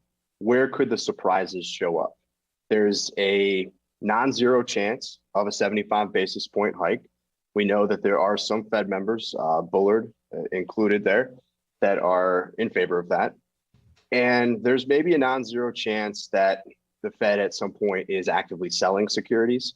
And it's important to differentiate between balance sheet runoff, where they're not reinvesting, and outright selling securities. I don't believe that they're going to be selling securities here. If we go back to the prior instance of quantitative tightening, which has really only been done once before in 2018, this was balance sheet runoff. So we'll get some more clarity there, but those I think are the areas where you could see some surprise. And ahead of this, you just haven't seen the VIX come in. We saw it down at 20 while bond volatility was still relatively elevated. We've since seen that recouple. So that spread between the VIX and, say, the MOVE index or TLT volatility, that gap has closed. So I don't think that there's a lot of room for surprise, though, again, non-zero chance that you could see some of these things. And that's why I think, in this really illiquid market, you have the potential for a ripper post-Fed if there is no surprise. I don't even think that they have to be all that dovish, nor are they going to be. But as long as we don't get something that kind of catches the market off guard, I think you could largely see some of these positions unwound just because there's been so much fear built up into the market. You could look at where the VIX has been prior to other FOMC meetings, and it's relatively elevated. And so that's kind of my short-term view on all of this, Victor, but sell the rallies when you get the chance, because we have not seen the bottom.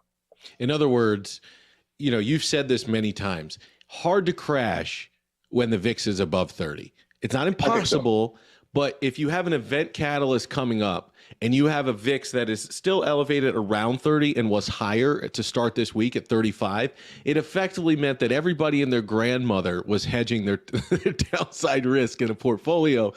So in other words, they're prepared for bad news. So if you don't get the worst news, like, hey, all of you market participants, Jerome Powell and Jim Bullard are going to be rounding up your firstborn children tomorrow. Like, if they don't say something akin to that, like, you don't get the 75 basis points and we're going to be aggressively selling mortgage-backed securities.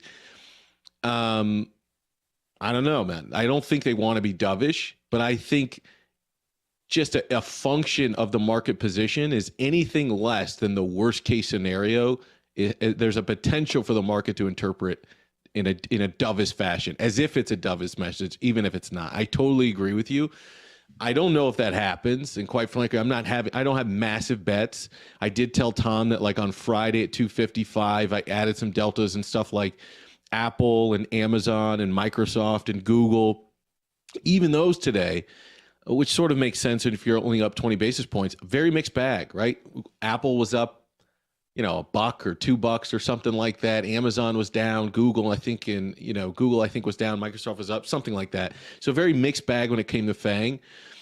It was a really interesting day. And what do you make of the fact that the markets just keep jostling between, oscillating between 0.5% up, 0.5% down? You could fade these markets almost, I don't want to call it like automatically, but you could almost auto fade these markets today. Do you think that has a lot to do with repositioning into this event catalyst tomorrow, or just making sure people want to have the right positions on tomorrow? Nobody really wants to take massive risk, but everyone wants to get that position that they want, that they can live with going into tomorrow. Yeah, I think so. I mean, I think you're largely seeing the path of least resistance still to the downside, and then you run into that resistance on the upside, given those opportunities. You got a couple of them today to lighten up positions where I think people certainly got caught off guard yesterday, caught off guard into the weekend on Friday, just given how nasty that market move was. So you're seeing the lightening up of positions, deleveraging, degrossing into this, even though, again, the market till this point was largely hedged. We've seen vol come in a little bit here, and I think that's what it is. It's fairly illiquid. I don't think anyone's rushing to put positions on ahead of this key FOMC announcement, which certainly, again, mostly priced in. We know what the Fed's going to do. And in the meantime, when you have that elevated volatility and you continue to see options being purchased, when you get those downside moves, you have those 2% days. And I just think that this is largely the market that we should be getting used to when we're in this environment as it pertains to policy. And I think sounds like we're largely on the same side. Are you looking at this as a potential opportunity for some upside relief into tomorrow? Yeah. So it's sort of weird. There's like the good angel, bad angel. Okay. Ilya's on my shoulder going, you better listen to the Fed. They're not effing around. They're serious. They're serious. They're going to lean on you. And then I got the spot gammas and the Ryan Grace on the other side saying, everybody's hedged, man. Once you release those hedges, you get an upward bias to a marketplace. And this isn't the greatest level just from if you're playing poker, the pot odds, this isn't the most advantageous level theoretically to go take on a short position. So it's like the good angel, bad angel type situation. I'm more likely to listen to the positioning. Like I would love to see a rally just to get on some more advantageous positions for shorts. Like I don't love this level for longs or for shorts, but if you put a gun in my head and say, what type of risk do you want? I probably want some upside delta in the case that you get the removal of those hedges. You don't get worst case and you get a little bit rally to the upside and give an opportunity to fade it. But I also think the rest of the market's thinking the same way I am. So how do you front run something that's already being front run? You see what I'm saying? You see the recursive problem I get myself into, Ryan? I see it. I think you sell vol then. I think that's the way to trade it. At least that's how I've positioned myself ahead of this, putting my money where my mouth is. The positions I have on it, I haven't been doing much, but I am short treasury bond volatility and I'm short equity volatility. So strangles in TLT and strangles in the SPY with a decent amount of time. But that trade is there where, way out of the money. We're talking the 20 delta to the 10 delta strikes in TLT and SPY. You are getting paid. I like that a lot. Could there be a huge move? Absolutely. But there's so much fear baked into this market. And the Fed has been able to tighten conditions here and raise rates without actually raising rates. And this has been a function of their forward guidance and really how they've implemented policy over the last few years. But when you look at Fed funds, yes, they've hiked one time here, and we're going to start to see them move at 50 basis points a clip. And pretty soon we will be at a level where, arguably that terminal rate is in place if the market can withstand this. But when you look out on the curve, all other rates reflect what the Fed has. It's largely been priced in. Now the question is whether or not they can actually pull it off. And that all hinges on what happens next with the economy, and maybe in the near term, what happens next with equity prices. And the market is sending the Fed signals already. And we're starting to see, I'm not saying at all that we're in a recession or anything close to that. We're starting to see some cracks emerge, and it's going to take some time, but that's really what it hinges on. And I'm in the camp that 10 interest rate hikes and talking that up is a great way to tighten policy ahead of it, but there's no chance in hell that that actually happens. I think right. I kind of agree, man, but I'm just like, the market is supposed to be this great discounting mechanism, right? And I'm looking around at everybody going, really?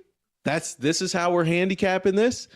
You know what I'm saying? Like, Elon Musk is on paper, the wealthiest person in the world. He's already secured financing. He's already sold his stock. He's ready to go with Twitter. And they're discounting even his desire to finish that transaction. It's not even close, right? There's like it was like an 8 to 10% price discount that was not effectively priced in. So with all of that's all lined up. All he's got to do is say, yeah, I'll take it.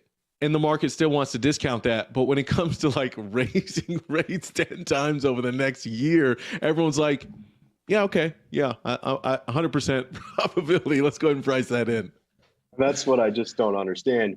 Because if in fact they do that, let's just think about this objectively. I have no idea whether or not they can pull it off. I have my opinion. But this is going to be one of the fastest rate hike cycles we've ever seen.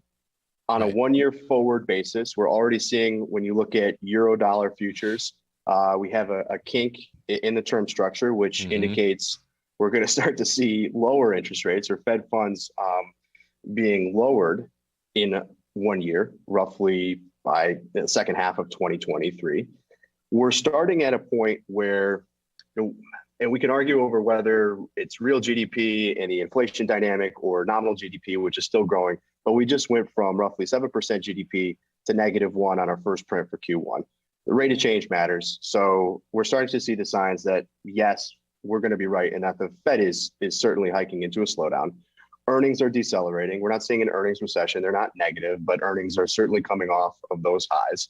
We have one of the lowest levels of unemployment that we've ever been at when the Fed has started a rate hiking cycle. And not only are they going to hike rates 10 to 11 times, depending on the math and how you look at it, they're going to reduce the balance sheet somewhere between 90 billion to 100 billion per month at the same time that we're going into an economic slowdown. If you look at the one prior instance of quantitative tightening, it was at 50 billion per month in terms of the runoff. What they told everyone was that we're just going to put this thing on autopilot until we reduce the balance sheet by 2 trillion. This was in September of 2018. And by December, we're not going to do that anymore. The stock market went down 20%. I just think this is just kind of wild. And again, they've been able to tighten conditions by saying all these things. I don't think inflation is unhinged. And I think that demand destruction occurs at these levels. And what can we use is a bit of an input into that. I get that crude oil is still hanging around 100, and that might be the outlier. Natural gas just hit a high since 2008. But commodities don't look very good. Industrial metals don't look very good. Even agriculture, and again, this can play out much differently. And there's the potential for some food shortages and whatnot. But all these things have roughly peaked and are trending in the opposite direction of what this narrative around inflation and higher interest rates really is. And so, pay attention to the numbers. We've got copper up here, great example, right? When we look at this, I believe on a 3-month basis, it's negative, right? These trends are not bullish anymore. And so I just don't see it. I think this collapses on itself. Well, I guess, but that's the problem, right? Like, people don't know markets don't know whether to look at that as a good thing or bad thing. Because when the Fed tells you, hey, we're gonna destroy demand in order to create disinflation and get inflation down to a more palatable level. And when we get to that level, we'll let you know what it is.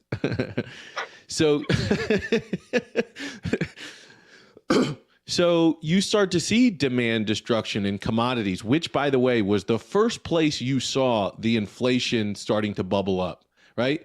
Well, you started to see lumber go crazy. You saw all of these things bubble up in commodities. And I get that food is only 15% of the weighting of that number, but you saw it there first. Then the second place you saw it was staples companies telling you they're going to raise prices. We're going to raise prices. We're going to raise prices. Nobody's listening to this stuff. A year later, here we are. But my point is, you start to see copper get destroyed. Well, it's easy to go, well, yeah, 30 million people are shut in their homes in Shanghai, and they're the world's largest consumer of copper. Or, you start to look at maybe corn is easing off its highs, wheat, soy, like all these things coming back.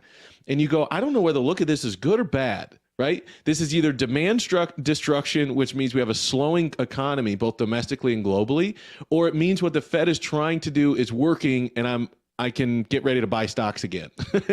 Isn't that sort of like the weird limbo that everybody gets caught in between? Is that either good news is you're convincing yourself good news is good news. Like, hey, look at this data point from 3 months ago. It says the economy's still strong. It's like, bro, I don't think that's where the wind's blowing anymore. Or you're looking at bad news as good news, saying, hey, look at this. Commodities are starting to weaken. I think that's sort of the weird place we find ourselves in, where it seems like market participants are taking both sides, both the positive and negative, 50-50 of each individual data point that comes out. There's no consensus. There's no movement towards positive momentum or positive consensus narrative or negative consensus narrative. And I think you get a super chop market with high volatility and no consensus or conviction on direction. And that's sort of where we find ourselves. Yeah, I absolutely agree. But I tend to believe that good news is bad news and bad news is bad news. It's all bad. By the way, Daniel in the chat goes, markets are going lower. End of story. Goodbye. That's probably one of the best comments. I agree with him. What I mean by that is I think that the economic scenario that we're going to find ourselves in is either inflationary, which is more of a stagflationary, high prices, no growth. That's might be the worst outcome. And I'll explain that in a second. Or deflationary, where growth and inflation are accelerating to the downside. In the latter, I think the Fed has some room to reevaluate its policy and ultimately shift here. And it'll be clear when that happens. Stagflation is going to be very difficult for the Fed to do anything. And in that situation, equities are not going to present really a clear opportunity. And so we've seen a much larger drawdown and we've seen a much larger contraction in the economy that ultimately brings down those inflationary price pressures. I tend to think that we're moving into more of the deflationary outcome, though what we're in right now is starting to really show signs of that stagflationary, inflationary kind of death spiral. And that might be one of the reasons why normally the bond market starts to price in very accurately what that forward outlook on growth and inflation really is. But we're not seeing that at all. When you look at, say, the 10-year yield, 3% here today, it's largely reflective of a more stagflationary environment here in the near term. And that'll be another signal. But I think you watch commodities first, because if they don't continue this move lower off of the peak, and in some cases, as you pointed out, with copper there, it's actually below, some of that spike in commodity prices we saw at the onset of the Russian invasion of Ukraine. If we don't see that, then I think we have bigger problems on our hand, because that will be a Fed that is much more aggressive into a slowdown of growth. And that's what would be the most concerning outcome to me. Can I ask you a philosophical question? Oh, I love philosophical questions. Feel free to reject it if you don't want to answer it. You can definitely do this. I have argued that a soft landing means price levels remain and only grow at slower rates. I have argued that depending on the pace of wage growth, which I don't have a ton of confidence that wages are just going to spike to the level that everybody's now able all of a sudden to afford new price levels, and this almost like a level shift of everything. So if wages go up, but food and gas, shelter, all those things go up, well, we just level set higher. There are massive problems outside the U.S. if that happens, but like generally speaking, your common citizen, your compadre, they're able to weather the storm, so to speak. I don't think that happens. I don't think you're going to see wage growth to that level. So that means a soft landing is actually really painful for a lot of people. It means a ton of people make trade-offs. A ton of people are not able to contribute to the economy at the same levels that they once were.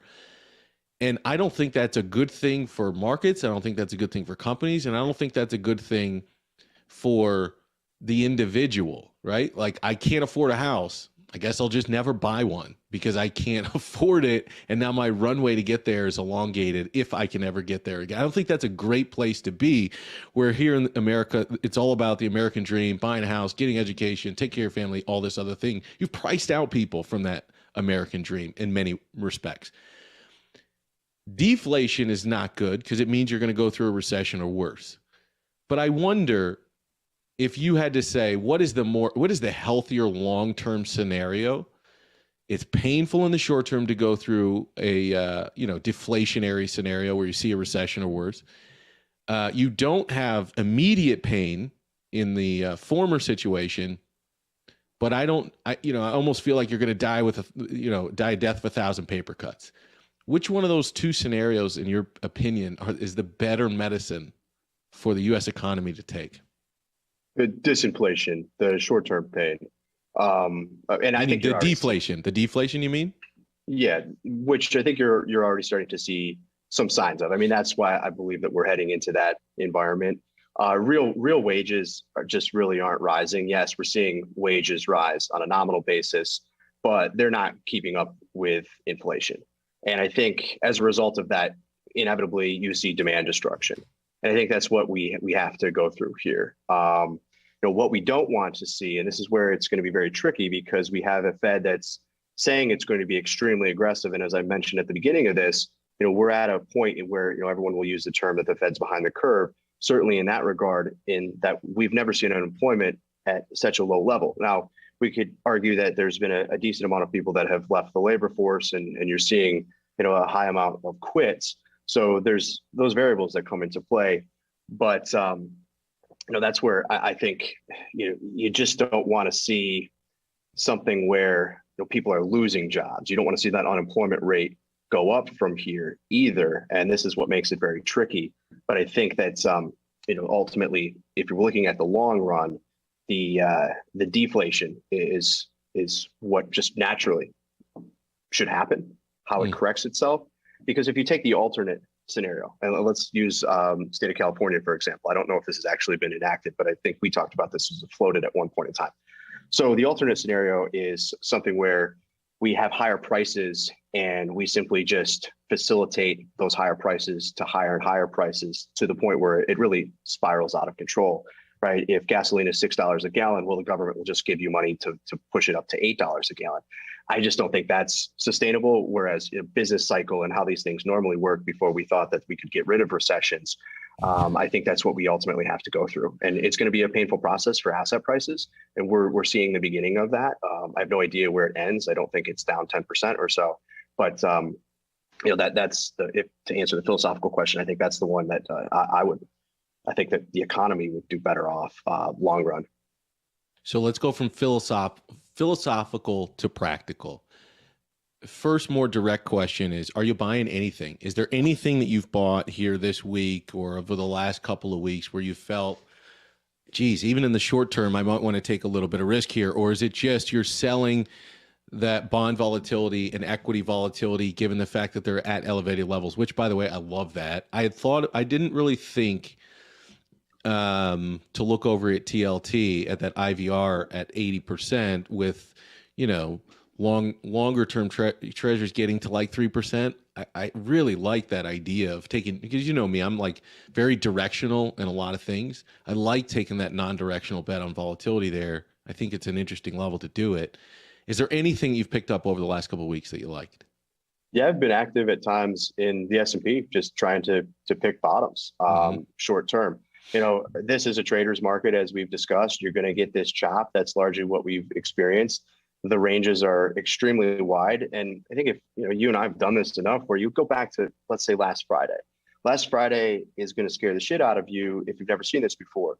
But illiquid market, we're seeing margin calls, we're seeing risk coming off into the weekend. And when you have that, you get stretched to these levels that, it's tough to sustain that without a real catalyst, right? What's the catalyst? That the FOMC meeting we've all been aware of for months now, and the 50 basis point hike that's priced in, that's not the real catalyst. You are seeing signs of stress in credit, and you are seeing liquidations that are occurring, but these are largely kind of normal day-to-day market functions. And that's where I think in this market, you can really find opportunities, but you have to be patient. You have to understand that the market's pricing in a 2% move here today. Well, we've seen it move 3%. Let's wait and see here. If it gets to those levels, then you take your shots. So I've been active there. It's tempting. It's been so nasty in the bond market, but there's a setup there. You don't have the signal yet, but you're getting very close. I mean, this is what do you mean? Do you mean on the short? Of course it is. What is most interesting to you? The curve itself, which you'll look to play, the front end, the middle, or the long end, or all the above? Like, what is it that you're sort of licking your chops and waiting to get to put on or to do? It's just long-term bonds. It's just the long end of the curve. And we can get into detail there if you want, but that's, look, I said this maybe 3 months ago or so, anticipating the economic slowdown and positioning for that. And I couldn't have been more wrong. Yields were under 2% at the time. And I think that speaks to just how quickly and the velocity of the move, just how violent this move in rates has been over the last month as inflation accelerated higher and we got very, very aggressive Fed speak. Maybe you had one opportunity to get out of that when bonds were bid in terms of the invasion in March. But that's all right. I've got a major when you look severe storm. It's about to hit my location here. So I'm going to terminate this video at this point. It's somewhat counterintuitive, but yields fall and shut everything down. So yields rise thanks for checking out my live stream. Other opportunities. I'll catch you on the next one. Less of a reason at that point in time. Have a good night. See ya. And also there's an outcome from the Fed injecting liquidity.